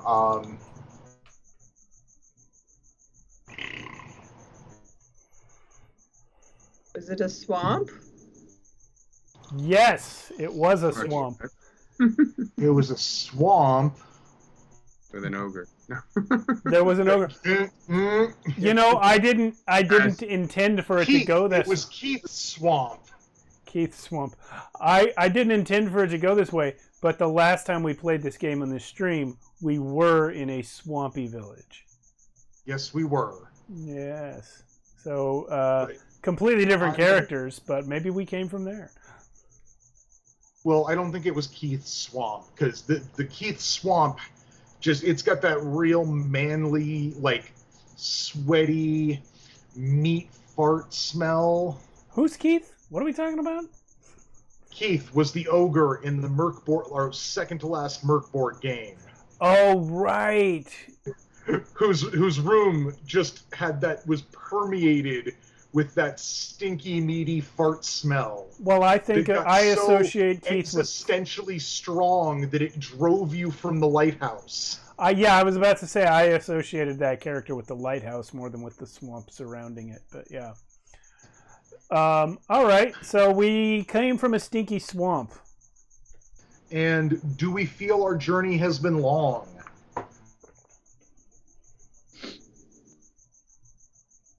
Yep. From the stinky swamp to the Turquoise Hollow? I think so. I don't know. I wasn't paying attention, so. Yeah. Rufio the rat appreciates that you weren't paying attention because he was talking a lot. Yeah. Peck just kept going. He's like a train. And is there somewhere we hope to go? I'd like to get to the island of gold, shining in the sunlight. The island of What? gold. Well, because if you're standing on the shore, you look at it, it always looks like gold. But why do you want to go? Because it's shiny? Hmm. Why does this have to be explained? I'm just curious. No. I hear that there are wondrous creatures that will give you wishes if you go there. I have one creature that'll give you wishes. I don't talk to that wondrous creature. Do you It learn- already gave me my wish, Yeah. and I want a refund. I mean, I think Luca's hoping to check out some of the local shrines, maybe see if he can't find a home for one of his charges. Nice. Well, And so then we will also spend a quiet moment and each answer this next question silently in our heads. Where is my home?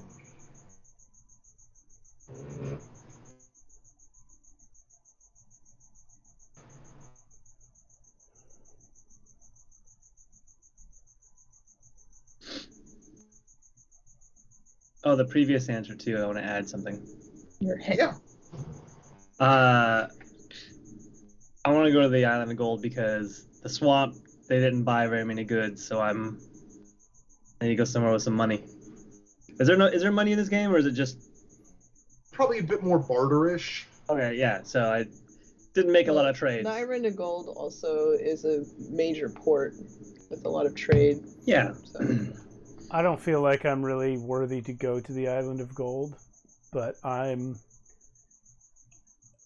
looking for any place where I can, steal and get away with it. There's a lot of things there to steal.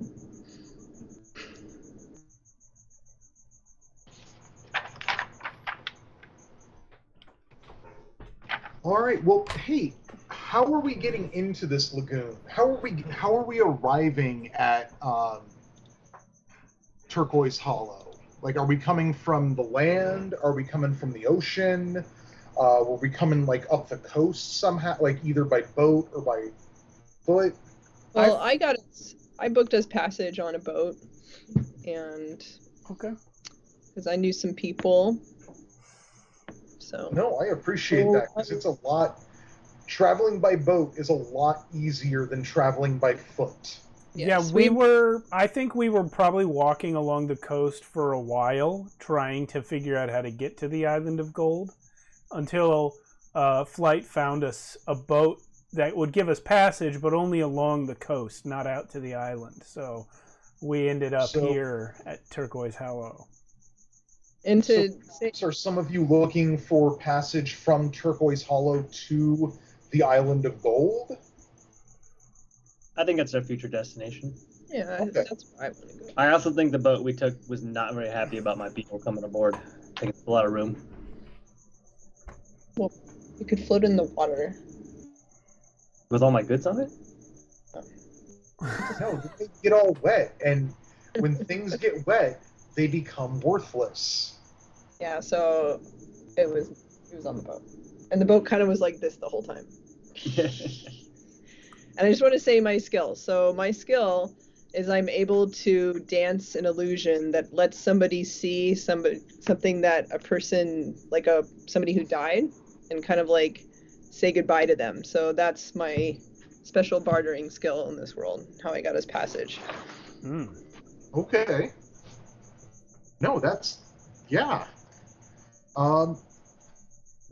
Yeah, so we're arriving in Turquoise Hallow. What do you think the people here farm? Well, there's definitely a lot of kelp off the coast. Okay. Kelp farms, yeah. Kelp. Yeah. A lot of shellfish. What was that, Nick? Algae and kelp. Algae. Yeah. No, that makes sense. I think they brew like a special colored mead with the algae. Yeah, it's like blue mead. Yeah. Ooh, well, that's probably at that tavern. Yeah. That's probably what that tavern is stocked up on. They also have a special flower that grows all over the place and has a very unique floral kind of, like, it's similar, like if rose was mixed with a pineapple, and they flavor their drinks with this local flower. Sounds very sweet. Yeah. I don't think they do a lot of like trade, except maybe like one settlement over kind of thing. But mostly they're just self-sustaining. Yeah, it's a farm. Yeah. It's lots of farmers and shit, and they've got their local watering hole. Literally. Yeah. I mean, it's literally out on the water a bit, and we got to take rope bridges out to get there. Yeah. That's the watering hole. Or a boat. I think since there's a large bird population, they do have some like insect farms where they raise meat. I will say, I want to add a little bit to the tavern. So it's not just any tavern. It's in a huge war machine that basically ended its life in the middle of the lagoon. But it has multiple levels. There's a tavern that's on the top, with some, shade and hangout area. There's some, when you have to actually go down to get to the different rooms. But there's also a trade outpost for the people who are coming to and from surrounding islands. So there's a bit, it's got a gift shop. It's got some other goods. A little bit of something. Let's go there. Yeah, let's go there. Let's go check it out. It's like a small bazaar. As is my custom, anytime we enter a tavern, I'm looking for the darkest corner so I can go sit in it dramatically. Wait, I haven't even got to the part of how I get my beetle to the tavern. The rope bridges might not hold them.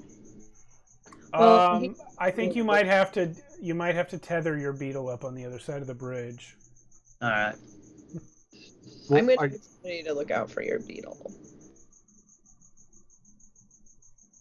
So, is your beetle going to be? You going to have someone watch your beetle, like one of these rapscallions or merrymakers? The rapscallions sound like they'd be really into watching that beetle for you. Yeah.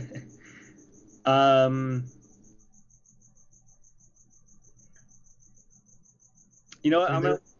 I'm just gonna leave Zoe on top to like watch out. I think it's a self-defense beetle too. He'll grant some fun wishes for some people who try to come and take anything. Yes. I also leave an illusion of anybody who comes near it. They see the withering look of their grandmother who passed, who looks at them disapprovingly. It makes them feel like they're 3 years old. And I'm going to use one of the things I can always do as I go by the beetle that's been tied up. I'm going to notice the rapscallions eyeing it as though to take it for a joyride. And I'm going to mutter something I'm not supposed to say. After Peck has gone by, I'm just going to mutter, he kills anyone who touches his beetle. Well, Steve, Rufio, specifically, it was 3 seagull children that were, eyeing what is your beetle's name, Peck? Boris. Boris. Okay. Boris the beetle. Well, I have muttered as though to myself that he kills anyone who touches the beetle, but very conspicuously where the seagull children can hear it. Yeah, they just totally like, and I mean they're still curious, but they're going to keep their distance for now. All right. So Boris is tied up outside, and we're going in, unless. What is Luca doing? Well, and Luca. Yeah, what are you doing? Wait, you were saying that this place had like, there's like up top there's a tavern area Yeah, where the you can get tavern's this up top. fancy blue ale or blue mead. Popular with the birds, open air, Yeah. they fly to it. Blue mead, yep. Blue mead. Then you said like at the base there's a whole bazaar. There is. So, and there's a couple ships that are tethered to it. It's like a small little market, for... Yeah. What, is there anything in between? Yeah, it's all the rooms for let. And they're Like- kind of like tacked on quite oddly. So the tavern and the hangout areas at the top, part of it's inside, part of it's outside. Great view of the ocean. You can see Gold Island off in the I'm distance. picturing a half-sunken ship. It's a half-sunken, yeah, it's a half-sunken, but there's a lot going on. So There's also a lot of add-ons. yeah, I'm not picturing, but I'm referencing like if any of you have played Stalker Call of Pripyat. Anyone? No one at all. Let's go with Cool. that anyway. So at the very beginning of that game, you basically like there's a like local like base that is in the like rusted out hulk of a like a shipping ship, like a container ship. Mm-hmm. And that's kind of what like I'm kind of picturing that a little bit, but with maybe a little more like anime. Yeah, a lot of But like still really rusted out, but a little more anime with like ramshackle like additions to it, like where people like who have stalls in the bazaar or rent out rooms from who just rent out who rent out rooms from whomever essentially cares for the joint. Yeah, and there's also a lot of little like altars to gods everywhere because a lot of people have passed through and made their little altars. So everywhere you look, there's like a little altar that somebody took a moment to. So it's like all kind of like from here and far. So, Oh yeah, well that right there, that is definitely Luca on his bullshit. yeah, so it almost He feels wants to go in and not necessarily shop. Like he's cool for shopping a little bit, and he definitely wants to try out that fancy blue mead up top. But he really wants to check out all these little shrines. yeah, and so it's Oh, I wanted to add one more little thing. Like a lot of the merchants, if you do a favor for their shrine god, then they'll sometimes give you like a trinket or something as payment, as part of the barter. I am going to award a token to Roz and Jason on the theory that interjection to describe the place was taking a moment to bask in the grandeur of the world and describe it to the table. I was actually going to use this skill to intensely examine something as I was walking unstably over the rope bridges and ask you guys, this place doesn't look very safe. Do you think it's safe? It looks very unstable. It's held up by luck. Thoughts and prayers. Thoughts and prayers. Rusted metal. Oh no, this is definitely this is like the embodiment of actual thoughts and prayers holding this place together. And faith. Like all these Luca is saying, like you express this discomfort, or Peck is expressing this discomfort with like traversing this bridge, because this bridge is obviously, kind of rickety. And I mean, look at this junked out hulk we're walking into. I mean, yeah. And Luca is straight up just going to be like, yeah, no, this is the physical embodiment of thoughts and prayers holding this place together. Yeah. Like the thoughts of the people within who want to make this place their home, and like the prayers, and the prayers are how they go about like keeping it together, Does this place have a bloody name? The tavern? The tavern Yes. itself? I'm just gonna the watering hole because that's what we all call it. The watering hole is perfect. Yeah. Yeah. It's the prayers are the actions of the people within the watering hole. Like, oh, someone's unhappy. I don't know what that means. That was me. That's really mean. I did it on accident. Oh, okay. Yeah. Are just, the people of the watering hole, keeping it together and making it work. Are you, Mir, are you going across the bridge quickly? Are you ahead of me or behind me, or because I'm still wondering if I can even bring my ward in there if it's safe. Oh, definitely. It has an air of mystery and calm, despite having a tavern. Well, also, I mean, what child, even a nervous child like Jake, doesn't love a gift shop? Yeah. Okay. All right. And all right. I mean, I guess that's one take on children. This place, Sure, this is the future era of the kingdom, so I gotta make sure, Okay, that sounds good. I'm gonna back off the bridge and let Mir and his ward go first until they're off, because I figure a bear and an ox on this bridge at the same time might not be great. And just to be fun, while you're walking, there is one sacred soul taking 3 steps and then bowing in reverence to whatever god they consider of importance to honor. And they're going across the bridge doing that every 3 steps, so you're gonna have to go around them. They are that's looking a bit like a monk. And no, Luca is like right behind them. Like keeping a little bit of distance, but respectful. But respectful of what they're doing. They're really lost Yeah, Rufio has gotten frustrated with trying to get past Luca and this wombat who's praying to everything. Rufio has gone under the underside of the bridge and is rat crawling across the underside. That's cool. I gracefully and agilely dance around the person and skip forward. I climb up on the other side and I'm under Rufio.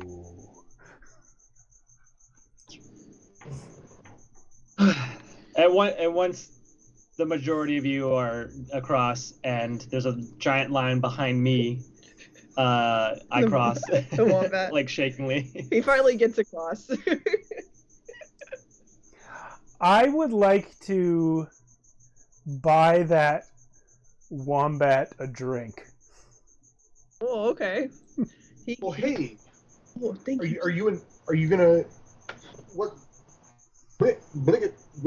Frigate. Yes. What? Exactly. The wombat doesn't speak, but he gestures. He's taken a vow of silence, but he is very grateful. Okay. Oh, okay. Well, I'm thinking we might have a new kith with this wombat. Yeah, he can't say what his name is because he doesn't speak.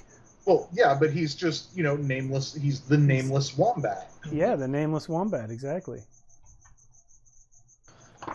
He doesn't feel that a name is necessary at this point. He's trying to... Oh, he's fine. He's doing what he wants to do, trying to let go of the ego, you know. I'm definitely jealous of all the birds that can fly over the bridge. Yeah, so I'm buying Nameless Wombat a drink, and he's accepting it. And then I'm gonna do what I plan to do to begin with. I'm completely ignoring the bazaar for now. I'm just gonna go up in the tavern and find the darkest corner and try to like Aragorn into the corner. Oh, might I add that of my wares, I brought as many nails, tools, and repairable things that I could bring with me to trade, because I figure they're going to have plenty of drinks, plenty of food, and, you know, I always carry my gossips and secrets. So. Yes. Well, I mean, you could also just like bring people. Yeah. You are doing you, and that is perfect. The calamari here is. I am excellent. not backseating. No, I get what you're saying. I don't want to cross that bridge as many times as I can, or as few times as I can. That's impressive. That's impressive. You know what I'm gonna do? You feel any more steady? Rufio's gonna watch Jake. He's just gonna sit in the corner and keep his eyes on Jake. What is Jake doing? He's a fox. I'm a fox, by the way. Yeah, there's something you could probably teach him for sure. Kind of just, the whole thing with him, I kind of feel like with him being kind of like, the future heir to the floating mountains, I think it was, and being touched by the Oracle is just to kind of like, him being so dang nervous about everything, just kind of with all of us trying to help foster him into his abilities and kind of his greatness and stuff like that. So it'd be interesting for him to hang with you in the corner. So while you guys are talking about what Jake is going to do, I've already taken him and wandered to the nearest stage. Oh. Okay, yeah, so I'm just sitting in the corner watching Flight take Jake up onto a stage. Mir, here's a question I don't know if we answered. Do the rest of us know that he's the heir to this kingdom? That's a good, you know what? It might be good for all of you to know. I mean, since we're all in the same band together. All right. So yeah, then definitely I'm keeping my eyes on him as Flight takes him up to the stage. And if you just close up on my eyes, you just see my eyebrows go angry eyes as soon as you take him up onto the stage. Okay, well, me and Jake have a routine we've been working on because it's been a long road. Yeah. I know. Exactly. I know. We've seen it a lot. Well, you know what? The people of the tavern haven't, and nothing else is happening at the moment. So I'm doing it's like a folk tale about how the rain was created after the time that we don't speak of. But I tell it as a farce and a bit of a dance. And Jake has his part in it. And he's mostly just there to be cute. Does Jake freeze up at the beginning, or he's a nervous I don't know, guy, what kind of character? Yeah. Jake. He's adorable. Doesn't matter what he does. Jake is lost and nervous. Yeah. As He prepared can as seek like out you would, the help of someone else to anchor you. He can wander deep into the darkness, and he can worry about something you don't have control over. So what do you think he'd react like? I think Jake might freeze up a little bit. I think it's- he's he's in front of a whole bunch of new people he doesn't know. Mm-hmm. But the crowd is encouraging. Very encouraging. Like the people who are there, like the Kithu who are there watching are, no one's upset. Like, they get it. They're gonna be chill and let him take his time. Yeah. I would like to earn a token by taking a moment to watch a tiny moment of beauty. I think what Rufio is watching is Jake's face, because Jake is quiet and he is disconnected. He has, he enjoys being with Flight. But what I'm watching is, while Flight is up there performing this routine with Jake, what Jake is doing is actually just watching Flight. And Jake is just absorbing the moment of having this older fox, the only other fox that he knows, just doing something fun with him and taking it in. And Rufio's able to read that on Jake as he watches. So I'm taking my token for that. No, that's really good. I like that. May I add that I'm going to inconvenience myself by leaving, when I see this happening, I leave the bartering, and I'm just going to go stand in the background, like sort of taller than everyone else, and like so he could see me and like feel the stability and like anchor him. Make him feel like he's good. He can do the routine. You know, like when you see your parent in the audience, and then that like gives you, like, I don't consider myself as parent at all, but yeah, for sure. Yeah, and you remember when we were on the ship and he was practicing his routine, he was really into it. It's just that he's nervous because it's a bunch of new people. Yeah, and also I don't think Jake cares about the aspect of performing that is like other people's opinion. I think, he doesn't care that before there weren't people watching and now there are. For him, it's just a thing that you guys do for fun. okay.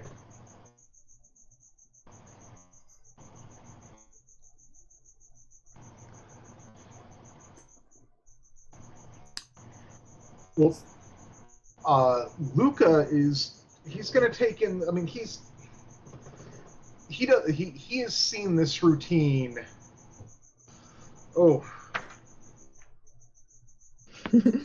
I mean, countless times. I feel that you've seen it 343 times. And well, you've heard it Luca 450 times.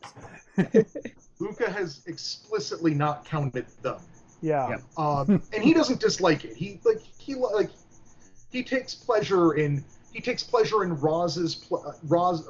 Flight's pleasure at dancing that she obviously loves doing, and he takes pleasure in Jake just enjoying that too.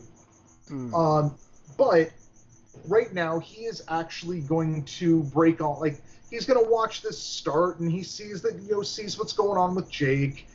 And then he's going to get up and start going around and just checking out these little shrines that everyone has put up. And for each one, he is going to leave a small offering, as appropriate as he can manage to it, in each shrine, for each of these small and forgotten gods. Are we counting that as one? Yes. Okay.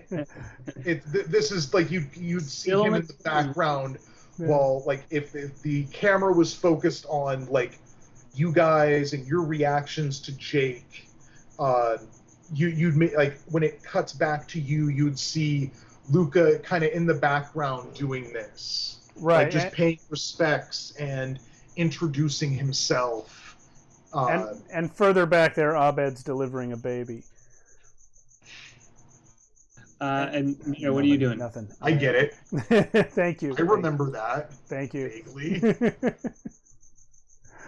I'm definitely enjoying some of that blue mead. Ooh. Tavern. Yeah.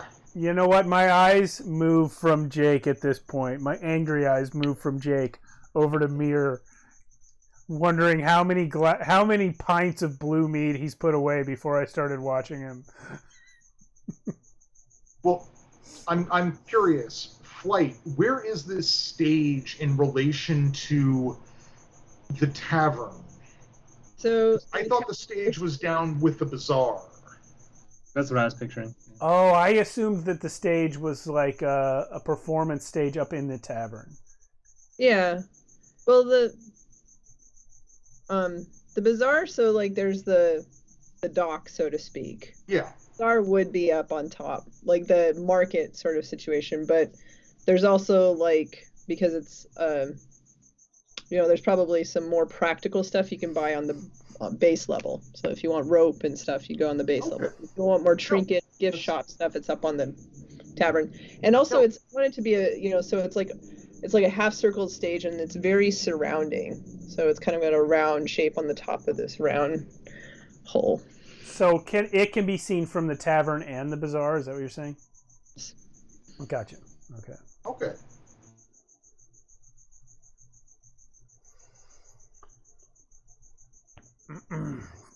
All right. Yeah. So I mean, look if up this. while Luca's going around introducing himself to all the little small and forgotten gods that are around this place, I think he's going to bump into that nameless wombat that we were walking behind earlier. And Charismatic silent wombat. yes. Yes. No, it can be.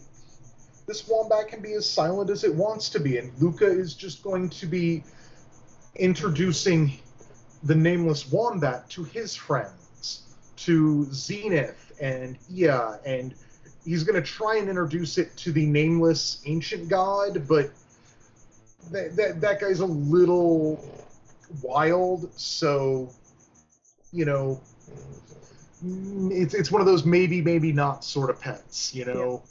Maybe it'll be nice this time, or maybe it'll try and have a go.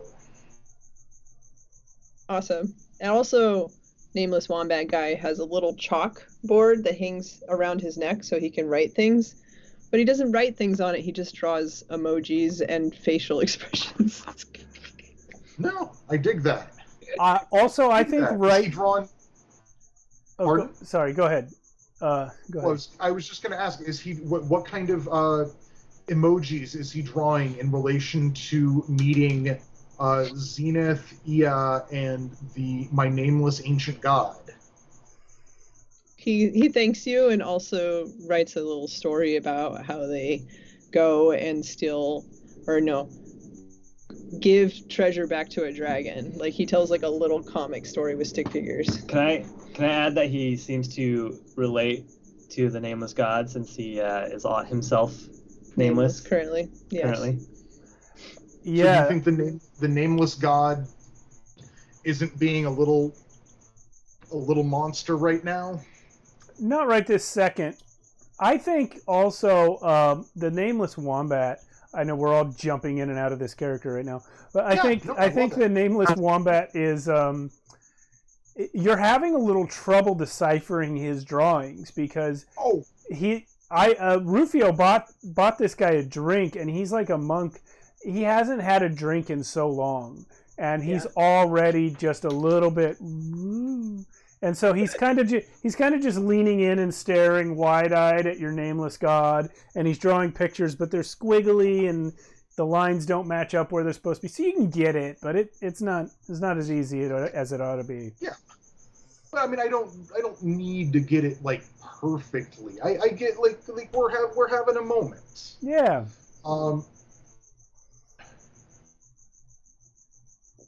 Mikhail, how do you think my nameless god specifically is responding to the nameless wombat? We're not having much of a conversation, right? It's definitely a nonverbal one. It's definitely a nonverbal response that they're having. Oh yeah, well I mean it's like telepathic in a way. Well, no, like what it can. I mean, it can call out. Like it can call out to the wild and hear it respond. So it can like growl and make all kinds of like feral animal type noises. The wombat is. Oh no, the god does that. The wombat is silent. Yeah, because that's what I thought. The wombat was definitely a sound. Okay.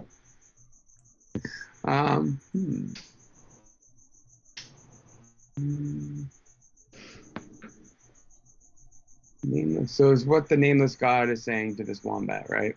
Well, just how it's responding to it. Like the nameless wombat is like engaged with it. It feels like some semblance of kinship to this small and forgotten nameless feral god. And like just off the top of your head, well, definitely some appreciation. What does this god do in response to that? Oh, what was that, Mick? Some appreciation and gratitude to finally have someone remember. Oh yeah. Okay. Okay. I dig it.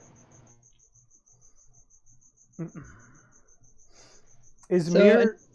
Oh, sorry, go on. I was going to ask, is Mir still drinking? Yes. Well, it doesn't go as far with him. Yeah. It's an I expensive think- date. I think at this point, Rufio. Where in the tavern do you think Mir is sitting? Is he against a wall near a window or what? He's probably it's probably near a window just to make sure everything's safe outside. Because he's probably, that's what I was thinking too. He's probably, knows that Rufio's definitely looking after Jake and especially Flight. So definitely gets to relax a little bit for once. And it's been a long journey. I'm gonna suddenly appear if you're in front of a window looking out. You're gonna suddenly notice that Rufio is in the little section of wall between the two windows, just in the dark spot. Wow. Rufio's just there, and he's gonna look at Mir and say, "Do you trust me?"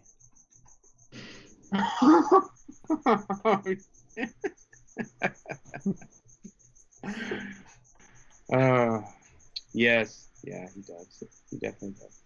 Even though he might be wary right now. He just gets scared the junk out of him. Yeah, he definitely does. I'm gonna say, well, you earn a token for saying yes to that question because that's one of my things. And then I'm gonna say,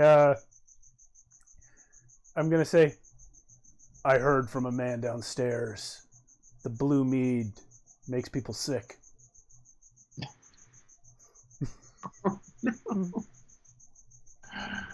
Oh, shoot. Just the last thing he needs right now. Yeah. He actually spits it out in your face. Oh, Jesus. Intentionally. Yes. So now he's got a stained blue face. Wait, yes, intentionally or not intentionally? Let's say Reactive. unintentionally, but he did scare the crap out of him. And Yeah, you shouldn't drink any You know more what? of the mead here. Can Yeah. I ask a little more specifically on that? yeah. Drunkenly unintentionally, or just like unintentionally? Let's go drunkenly unintentionally. So Definitely Mir's had a few. Yeah. And Rufio's a full-on liar. He just wants Mir to stop drinking. Yeah. Kind of, especially with I think we all got that. Yeah. Yeah. So I want to play with Luca for a moment with the wombat. Yeah. Okay, so the wombat is looking at your nameless god. Again, not making any sound, though he might hum a little bit, but he draws. He's still a little drunk. He's still a little loose, but he clears his little tablet and draws something that only you understand. And then suddenly you get a strong remembering of your god. Your god causes you to remember something that only the god would remember. And you realize this is partly what the monk does. So what does your god show you? Ooh. It's quite vivid too and unexpected. Yeah, no, I'm And the monk gives you a little sly smile knowing what he just did. no, I expect they would. Little rapscallion that they are. Wow. Yeah, no,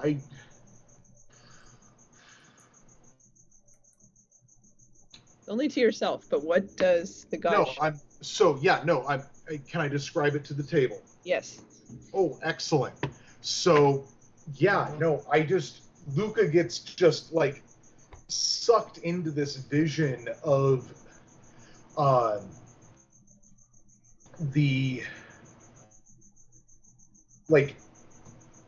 so all these rusted out war mechs and battle machines that are just littering the island, or like they're all in lagoon, and they're like amongst the farms and stuff. People are farming around them, and Luca just gets like essentially sucked back into a vision of these things in their prime. and not like like the height of their beauty, and not like their destructive beauty, but just like when you're a child and you watch fucking giant robot anime and you're like, whoa, that's fucking cool. Like, that's what he's seeing, is just these things just hulking and like towering above the world, just bright and shining, like just gargantuan in their movements.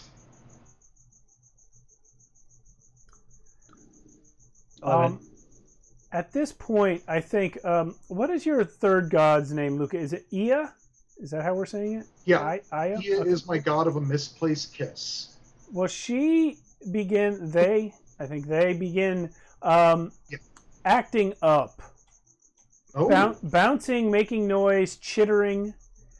Yeah. As a tall, dark creature clad in a long cloak and a wide-brimmed hat comes walking into the bazaar. It is an old, thickly muscled boar with a sword at his waist, and he walks up to the stage and starts glaring at Jake. Ooh, but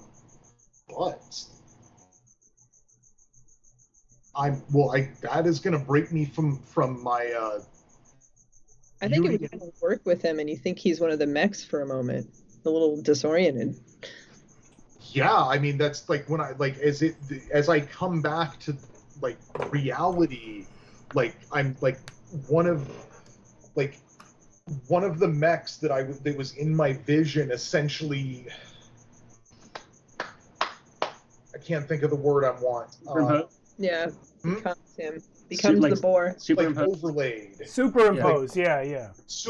Like essentially was like superimposed over this boar, and is it like it was moving the same way this boar was, just gargantuan, and as it fades away, I realize, oh shit, that's a dude. And yeah, like, so about how far away do you think this guy is from me? I'm not sure about how far away I was from like anyone. I kind of wandered off for a bit. Yeah, I'll leave that up to you.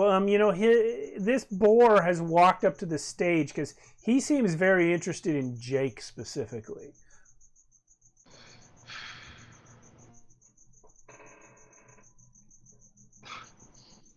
I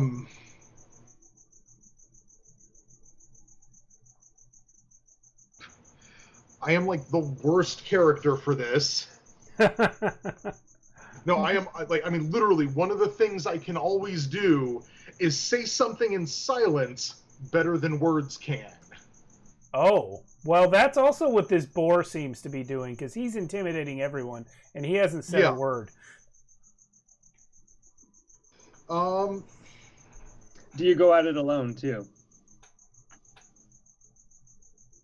Well, like, I mean, Well, wait, where is Peck right now? Yeah, what are you doing? Well, Peck was at the back of the wall. Yeah. Peck was kind of in the back of the audience watching all this happen. That's right. So, yeah, I guess everyone can see this, except for Mir and Rufio, because we spit blue meat all over the window. Well, and potentially Flight. If Flight's not paying as much attention to Jake, she might not notice this. She might not notice what's going on with the audience. Oh, I definitely notice. Yeah, this guy draws the eye. He's the kind of guy that conversations stop when he goes past.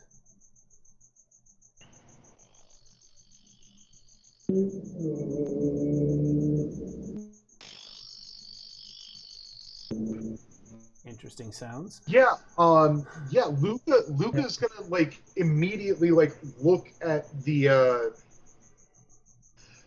he's gonna look at the wombat and just say, "Watch my friends," and indicating his shrines and his Zenith, Ea, and the Nameless God. Wombat is looking out for him. I'm kind of trying to play off the things I can always do, and one of them is literally just say, "Hold this," and I'm kind of just trying to ask it to hold them for me. Wombat's got you. Yeah. And yeah, I'm gonna stride up to this boar, like, about big boar or just like intimidating boar. A little of both. Very intimidating, kind of big. Obviously not bigger than a bear or an ox, but those guys aren't nearby right now. No, like bigger than me, definitely. Yeah, bigger than a magpie, significantly. Well, I need to get a quick look at. What was that, Matt? Okay. I'm close enough to see all this happening. Right, but you're not up by him. Yeah, no, I'm gonna walk right up to that boar and, "Friend, can I help you?" Are you buying drinks? Sure. Are you drinking? If you are buying. Yes. Let's go drink.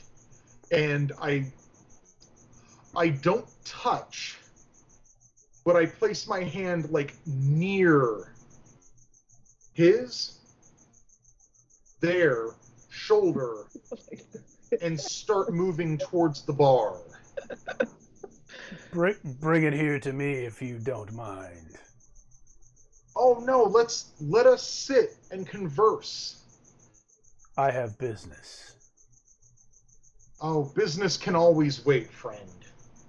Let me buy you a drink. It has waited these many long years.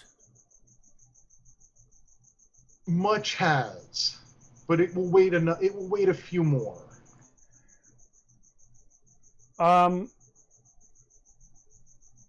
I think Jake recognizes this guy visibly.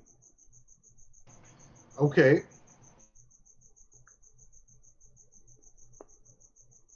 Yeah, Mirror, what does Jake do? You know him the best. Yeah, by now I think Rufio and Mir have probably cleaned off the window and can see what's happening. He spit on you, by the way. Yeah, Mirror, what is Jake doing? You play Jake. Jake's probably definitely really nervous, given that this person could be, could be not to say maybe an assassin of some sort, with him being the definite heir. So definitely kind of like squirmy, a little bit squeamish, definitely at this point. But the thing with Mir is so darn drunk. So, what was Jake doing? To do anything to protect. But you should play Jake. Huh? Play Jake. Oh, play Yeah. Jake. Okay. Yeah. Just probably not even able to speak, honestly, at this point. Is so afraid and probably wanting to run into the darkest corner that he could find. You know what? Hmm? I want to do something real quick here. Yeah. Steve, spend one of my tokens for me. You got it, boss. So I'm going to provide a solution for an aspect of a material or immediate problem.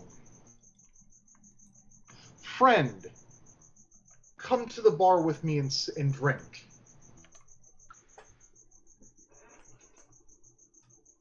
You spend a token for that. Yes, I'm spending a token to get this boar to come to the bar with me, have a drink, and talk.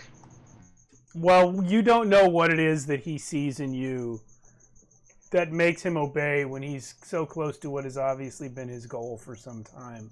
So he is going to side-eye Jake moving back behind Flight one last time, and then slowly, reluctantly follow Luca to the bar.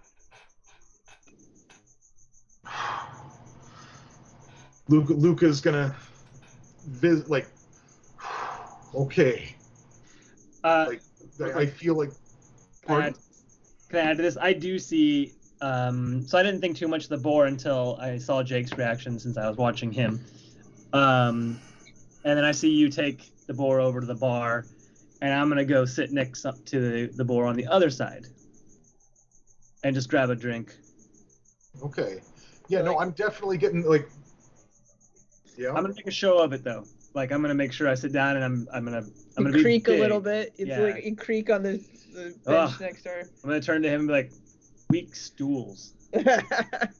From the corner of the room, only Mir can hear as Rufio says, the thing he can always do is say, I have a bad feeling about this.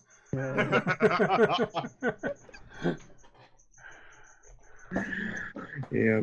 So this is what Flight does. In a moment of, their attention directing, she pulls out, making it part of the act, does a little flourish and says, thank you, everyone, and does a flourish. And while she does it, she creates a small bit of smoke and then whisks Jake away to a quiet part of the bazaar. And I think with Rufio saying, I have a bad feeling about this, that by doing so, he draws Mir's attention to what's happening over at the bar. Because clearly what needs to happen now is that with Peck sitting on one side of this guy, Mir needs to go sit on the other side of him. Yeah. Mir can't sit on the other side. Mir Well, can sit on the other side of me. On the other side of Luca, yeah. Yeah. Animals by the bar. Yep. But Luca is putting... This is taking a lot out of Luca, but Luca is putting effort into keeping this boar's attention on him.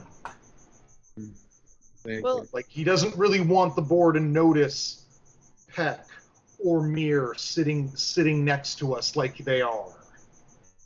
If Mir, are you sitting down like we were saying? That's what Rufio wanted Mir to do, so it's up to Mir if he's going to do that. That's specifically why I'm asking. Yeah. Go be a guardian.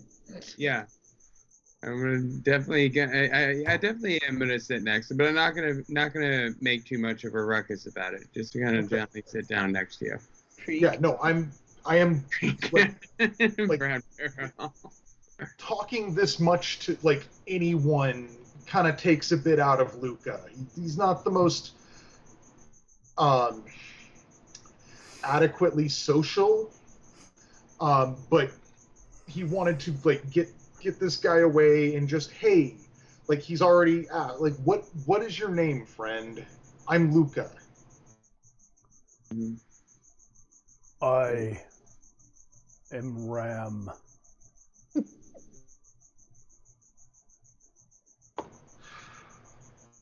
Ram, what? Barkeep. To here, the blue stuff. And Luca turns back to Ram. I've been excited to try this. I've heard it's the same shade as my feathers.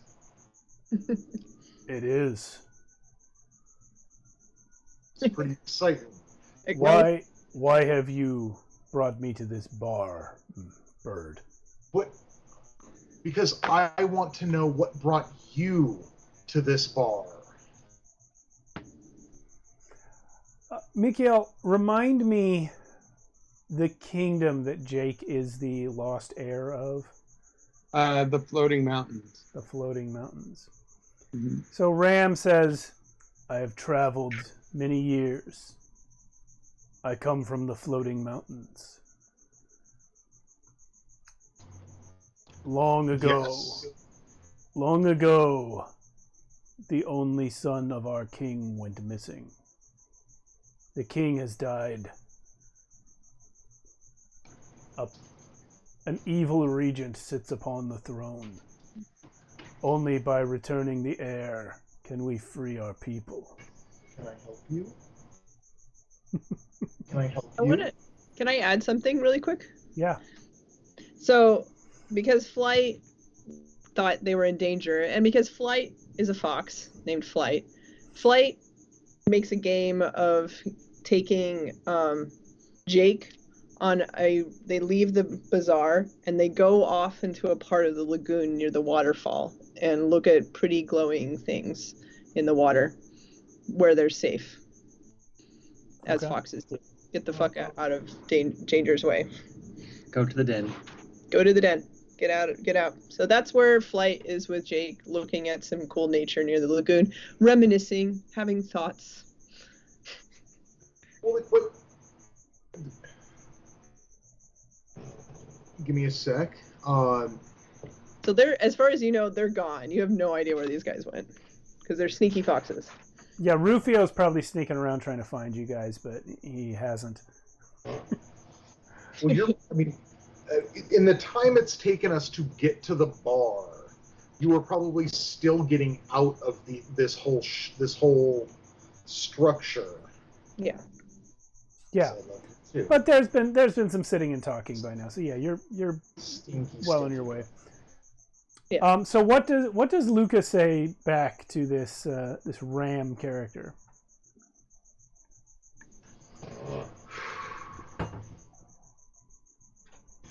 That sounds terrible, sir.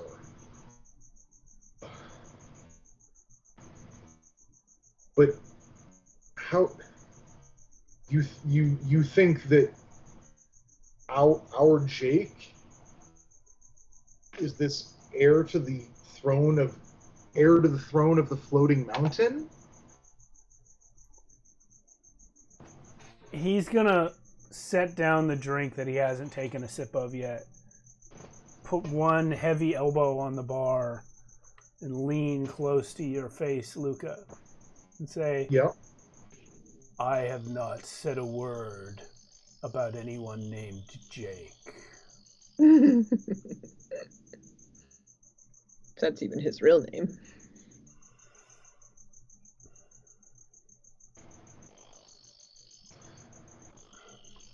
Well, then how do you know you found this heir? I didn't say that either. Then what are you doing, sir? As I said, I have not traveled these many long. You.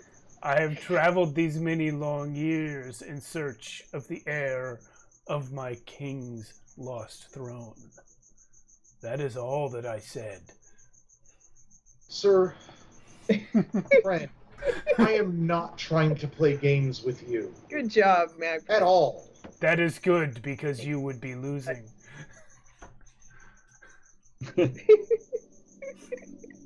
You are exhausting me, sir. I already feel like I am losing. Yes, I feel that way too. And I am saddened that I am starting to regret buying you that drink. Wow. He's gonna slap a coin down. So passive aggressive. Really? Luca is looking him straight in the eyes. Really? Clearly you are trying to hide from me the location of my king. The one true king of my people, whom I am sworn to find. Why are you helping protect his kidnappers? I am not helping protect any kidnappers. Luca is visibly upset. Like, his exhaustion at trying to be pleasant and expressive with this guy is just, you looked threateningly at a friend of mine. So I tried to get you away from them. I'd like to point out that Mir and Peck have heard everything that's been said here. Yeah, I was gonna what say, are you guys doing? So after, like, it sort of, Lucas feels a little trapped, I'm gonna, like, slam down my drink, and I'm gonna turn to Ram and be like, what if the kid doesn't want to go? Why would any child not wish to become a king? I don't know. He might go. We haven't talked to him about it. Does he even know who he is? Did you tell him his birthright? Did we? I forgot. I don't think you knew. Miguel? No, he didn't. He hasn't known, but that's the whole point, is to get him prepared. That's what we're doing, is trying to prepare him. Oh, okay, so you found him abandoned in a war zone. Yeah. Did he have an emblem? Did he have like a thing pinned to his vest? His That says, neck. Your lives. Yeah. No. In case no, anybody not his finds neck. this child, this is his royal pedigree. I mean, nobody knows probably. We found the child, or Battlefield. ours did, and Yeah. we. Oh, in fact, he's right there. No, I won't. I won't point out Mir. I'll let you decide whether you want to butt in or not. But, yeah, you are his guardian after all. What is your opinion about this? We've been raising him and preparing him for this potentiality, and it'll be up to him whether or not he wants to go. Right, it's So- his choice. Does Mir say that?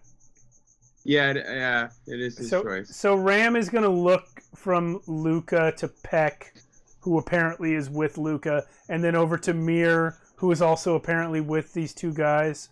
And Ram is going to stand up and look around the bar and say, "Who else in here is part of the Royal Kidnappers Club?" You misunderstand. No one here kidnapped the child. He was found. Mir, you tell the story. Yeah, you tell a story, guardian. We found him on a battlefield. He literally was alone, and figuring out that, with the mark on the back of his neck, that he definitely was meant in the Lost Heir. But with no one around, I took over guardianship of this little one, and wanted to really kind of foster him in the ways, and take him on an adventure until he was ready to actually become who he needs to be. But he's not there yet. Did we know immediately that he was the heir, or did it something? Yeah, mark on the neck. That's a known mark throughout the world. Okay. Yeah, So like Jake, remember being the heir? You found an orphan child on a battlefield. Deduced that he was royalty, and rather than taking him back to his homeland and his castle, you took it upon yourself to cart him off to parts unknown. Pretty much. And you do not count yourself a kidnapper. No.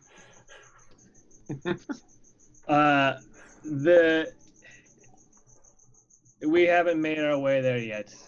That kingdom is not close. I don't even know how to get there. Yeah. We're having trouble even getting to the next island, to be honest.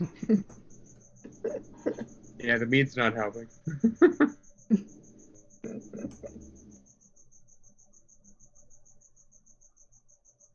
You know what? I'd like to drop Ram right now. If anyone else wants to pick up Ram, that's fine. But I'd like to cut to Rufio. And just, if I can, just say that by this time Rufio has found Flight and Jake. Okay, we're outside by the grotto. There's glowing algae and fungi, and the waterfall is really beautiful. And there's a cave behind it with a bunch of glowing rocks and glowing mushrooms. And so Flight is wandering around looking at it. There's also, as per usual in this region, a lot of little altars with the little gods. Sometimes you can see little sparks of light and sprites, like maybe the god's magic is still there a little bit. And Flight, as usual, because of her wide travels, she tells little stories educating Jake. But mostly she's really worried about what was happening, is just trying to keep him calm and not worrying about what's going on there. And she keeping a sharp ear to potential people coming. So, with Rufio there, he's going to walk up, and I'd like to spend a token, my only token, to find out what someone needs to give them a chance to change fundamentally. So I'm going to do this to Jake. I want to know what it's going to take to make Jake either go back and be king or forswear it forever. Rufio wants to try and insight that right now, and I don't know if Roz or Mikael want to answer, but that's what I'm spending the token for. Could he not delay it? Well, how about this? Okay, I'm gonna make it up. So, Mikael. okay, or do you want to come up Well, with it? Mikael? it is Mir's ward. Yeah. So, Mir, what would make Jake change his mind? Or what would it be his? Yeah, what does he need to have the chance to fundamentally change? Oh, muted. Definitely needs to learn how to believe in himself, which he doesn't, because he's so nervous and everything from his bit of a traumatic past, as you know. Maybe he feels like he was rejected, left behind, abandoned. Yeah, true. Okay, so he needs to believe in himself. What is something more concrete that we can do to make that happen? Less abstract.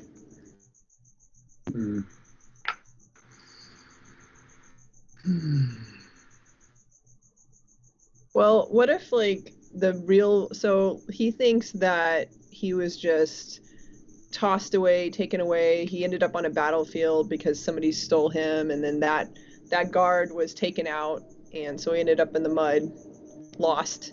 What if he finds out that his parents didn't have this happen, that it was the only way they could protect him? He just doesn't know the full story. Yeah. Okay. Yeah. He needs to believe in himself, and he needs to find out that his parents loved him. Yes. Was a familiar beat. Bull.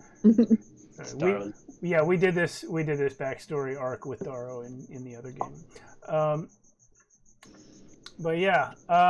Okay, so it's hard to know. I guess somehow I get that through conversation with Jake. It's hard to pinpoint how Rufio really knows what to do because he wasn't there for most of the conversation with Ram. But yeah, I think Rufio at this point is going to suggest to Jake that he go back and talk to this boar. I think Rufio's gonna say to Jake,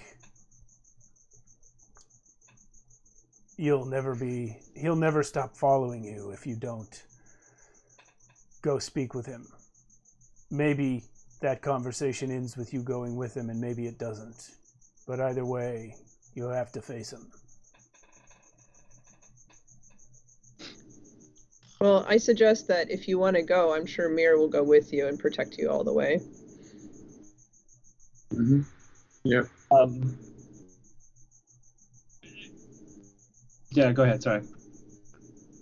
I'm gonna use a skill on the ram when we get back to that. I guess I'll ask Mick. Do you think that Jake is going to go? I hope he'll go. Honestly. Well, I'm asking you to decide for him. Yeah. For him. Yeah. Okay, he'll go.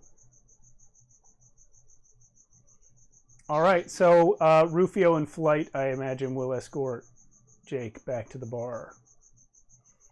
Well, really, Flight will escort him, and Rufio will try to slink behind in the shadows. Maybe not quite as well hidden as he thinks because of his ostentatious belt, but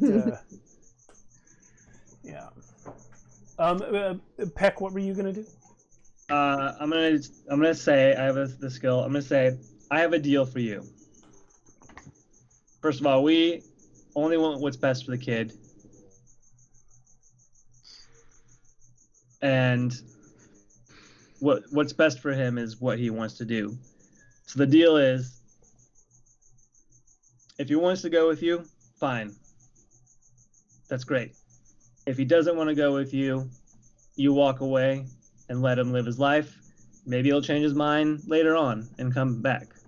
And while you're talking, he looks over and sees that the boy in question is gone. Yeah, that's true. By the way. And they are not. They're still some distance away. They are not gonna be back so fast. I mean, I don't. Yeah, I suppose. Ram's gonna say, "It is not that I do not care for the needs of a child, but the needs of a kingdom must come first. A king born does not have the right to forsake his people. Kings get many privileges, and in exchange we ask from them only that one responsibility."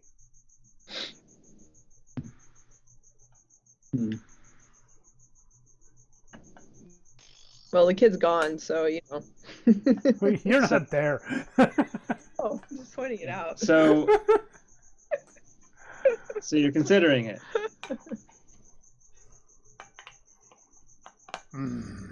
At this point, I think Ram will, for the first time, drink his blue mead. Leaves a little blue mustache. Has Luca completely shut down and let Peck take over the conversation, or? Yeah, I mean, as someone who has literally been in this kind of conversation before and finds them infinitely frustrating, yeah, Luca's about ready to just get up and walk.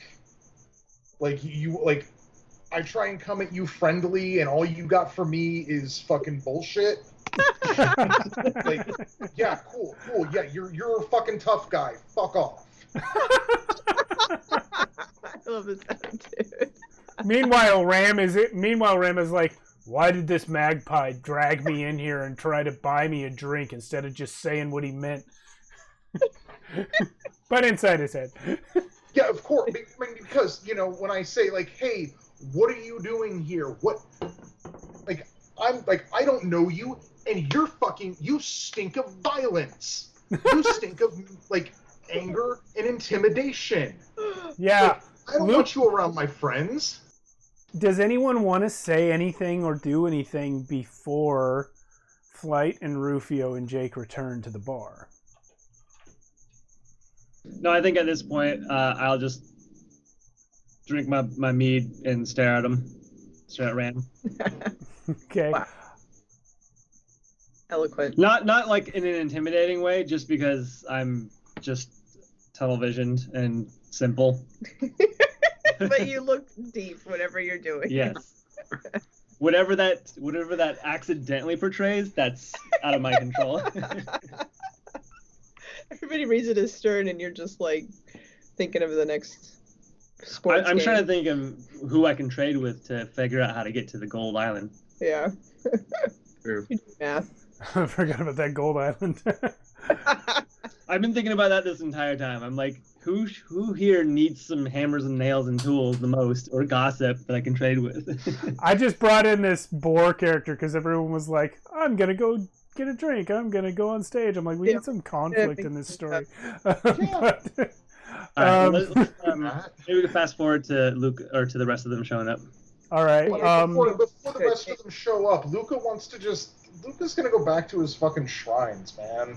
Okay. This guy wants to read me this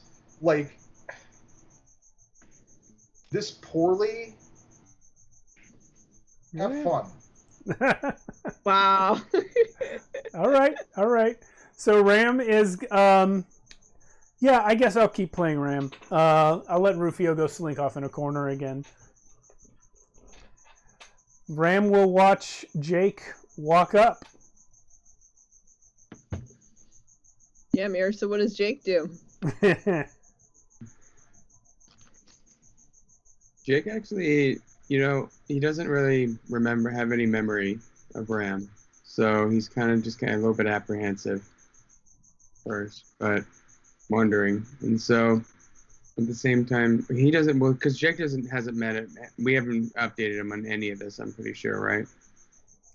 I think that's correct. Yeah, we haven't told Jake. Does Jake say anything? Yeah, he's just wondering who Ram is. This is kind of getting nervous around anyone that's new. Just wondering who Ram is. So we all kind of sit him down near the bar and start. Well, actually, let's say near one of the tables, not at the bar itself. So Ram's gonna say, "Child, I am led to believe that this bear has been your companion." That's right. He has. First wrong. Remember. I am sure you cannot see it yourself, but has he ever sketched for you the mark upon the back of your neck? No.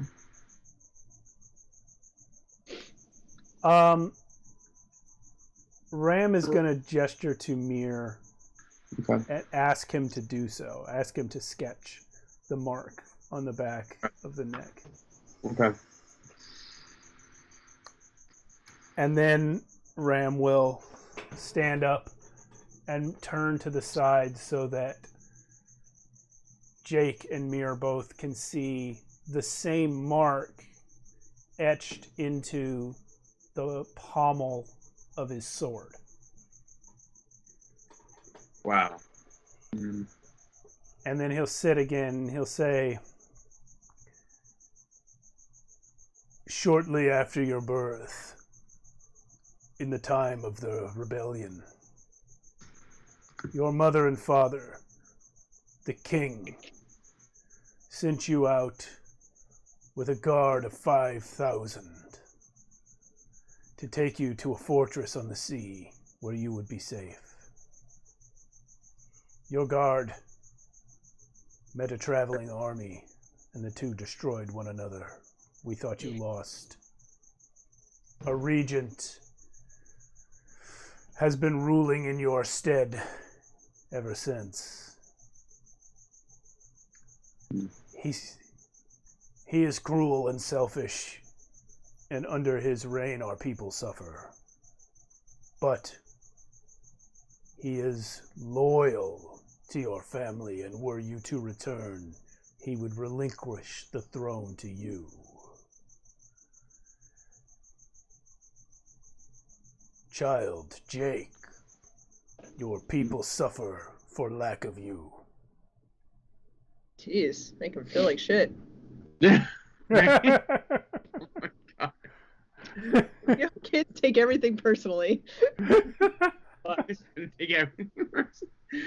Gosh, wouldn't you want to go back at that point? I mean, You failed Jake, to die, so an entire kingdom is suffering. How dare you? I mean, anybody else can jump in and soften the blow here. I don't know. This is just how Ram puts it. I nudge Ram and like, but. Oh, but we know it isn't your fault. You were a child and nobody told you. But also, we need your help. No, what he means to say is, if you're not ready to go yet, you don't have to.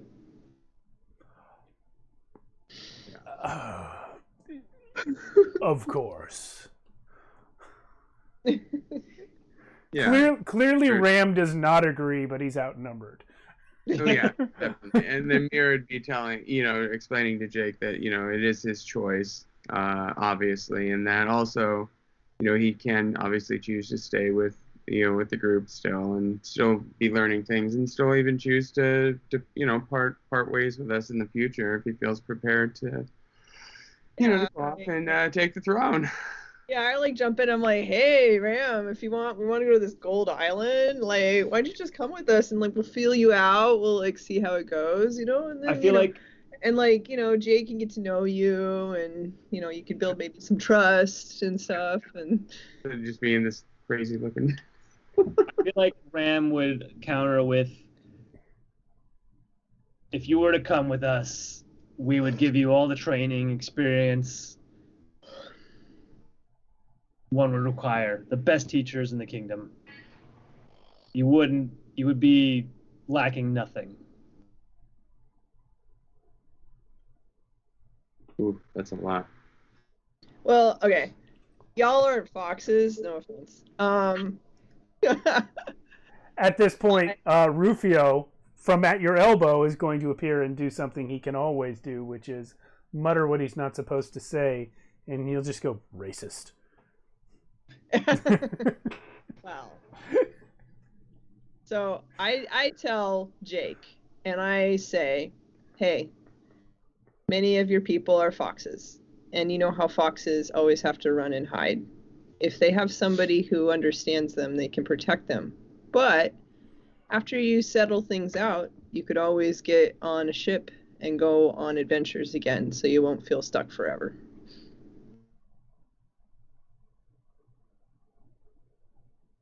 Jake's pondering.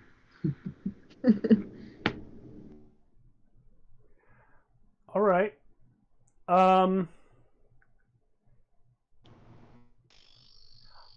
I think it's getting pretty late. I think we're going to wrap the session on whatever Jake's decision is. But before we do, I'd like to check in and see if Luca has any last thing he wants to do. Not really.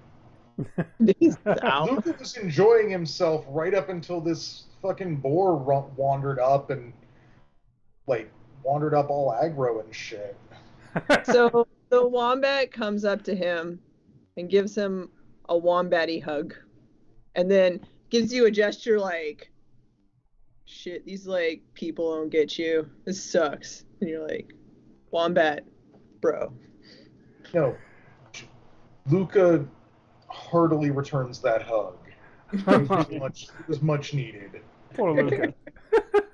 It's a very fluffy, very square hug. Yes. He's square. Definitely square. And he's still holding all your little Little gods. All right. So, Mikael, what do you think Jake does? I think Jake's gonna literally.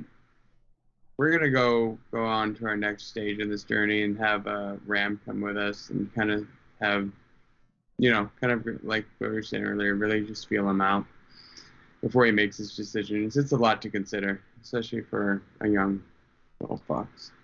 He also needs to learn a lot of the protocol before he steps into that area. There's a lot to learn before you can get there. Ram offered the lessons and all that.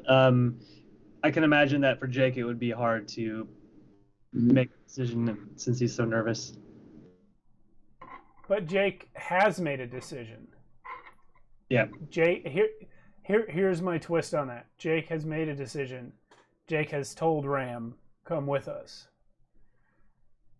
To which Ram replies, yes, my king.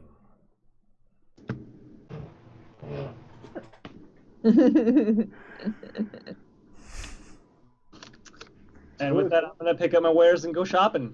Woo! Yeah. Selling. Or counter shopping. Counter shopping. And it turns out Ram has so much gold that he buys stuff for everyone.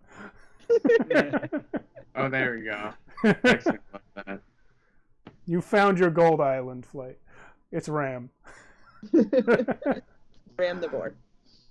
All right, guys. Well, it's getting late. I feel like we could keep this going indefinitely, but it took more than half the session just to get set up. So thank you guys so much for jumping in and playing this, especially the three of you jumped in at the last minute. I think it went very well, especially considering that. And thank you, Jason, for bringing this game to our attention in the first place. Yeah, it's a great game. That's so cool. I'm just happy to have people that want to play this with me from time to time, because I really like it. Yeah. So I was really happy when Steve mentioned to me that he liked it and wanted to do more. Yeah, you brought it last year sometime, beginning of last year. And I remember me and Cody and the other Matt, we were all like, what is this game? There's no DM, there's no dice, we can't be violent. How do you have an adventure where you can't throw a punch? What's going on? How do you even do this? But then it's just so well done that within 5 minutes of actually starting to do it, we just got it. And just like tonight, as soon as we started just doing it, we got it. Yeah. Yeah. No, I hope you all enjoyed it, like very much, because y'all were like rocking it real great. Yeah. A Yeah. lot of fun. Pardon? There's a lot of fun, and we're always down for anything anthropomorphic anyway, so we're good. Yeah, I'm so sorry. I didn't think to contact you guys until this morning. I was like, Jason and I all weekend were like, oh man, people keep dropping. We had 2 other people. They dropped out of the game, and we were like, is it just going to be 2 of us? Or are we just doing this by ourselves? I was like, yeah. Are we still doing this? Yeah. I mean, up till like 6, I was like, are we doing this? But no, good work, guys. You saved the game. Yeah, no, this was a lot of fun. This was like super good, even if I really enjoyed the more mundane, like goofy bullshit a little more. I didn't personally need the excess drama. Okay, I read that. I read that eventually. But I understand why it was there. I understand why you brought that drama, and it was fine. Okay, good. It was fine. It was fine. Okay, I guess. Well, next time we can do a much more flower sniffy one if everyone wants to do that. I was just worried that we weren't going to have a story by 11:30. No, we were just the story was going to be us hanging out and doing stuff and whatever. All right. But yeah, we all painted a really cool location. Yeah, that's true. That was fun. Coolest tavern ever. Jeez. That was a great tavern. Yeah, I really like. This is what I mean. Like that's what I mean by this game is full. Like it's cover to cover rules, but like unlike so many games that are just like that thick and it's all rules and you're going to use like that much of them. Yeah, but we actually and this is just use like every you might page, not use all of them every session, but like you go, oh well, like next if we go somewhere else, oh well we can choose entirely different things. Like there's so many different natures, and we can like do other stuff. Prompts. It's like it feels like a prompt book more than a rule book. Yeah, exactly. Yeah, that's kind of what it is, a book of prompts. Yeah. The book of prompts. I mean, I've always said that TTRPGs are just a group storytelling exercise, and this book just zeroes in on only that aspect of what it is. Yep. Yeah. All right, I gotta go to bed. All right, good night. Feel better. Thanks, Matt. everyone. Yes. Thank you, Roz. Mick, it's good to finally play with you. I know last time you came by my house, you sat in the corner the whole time. It was boring. All right, guys. Catch you later.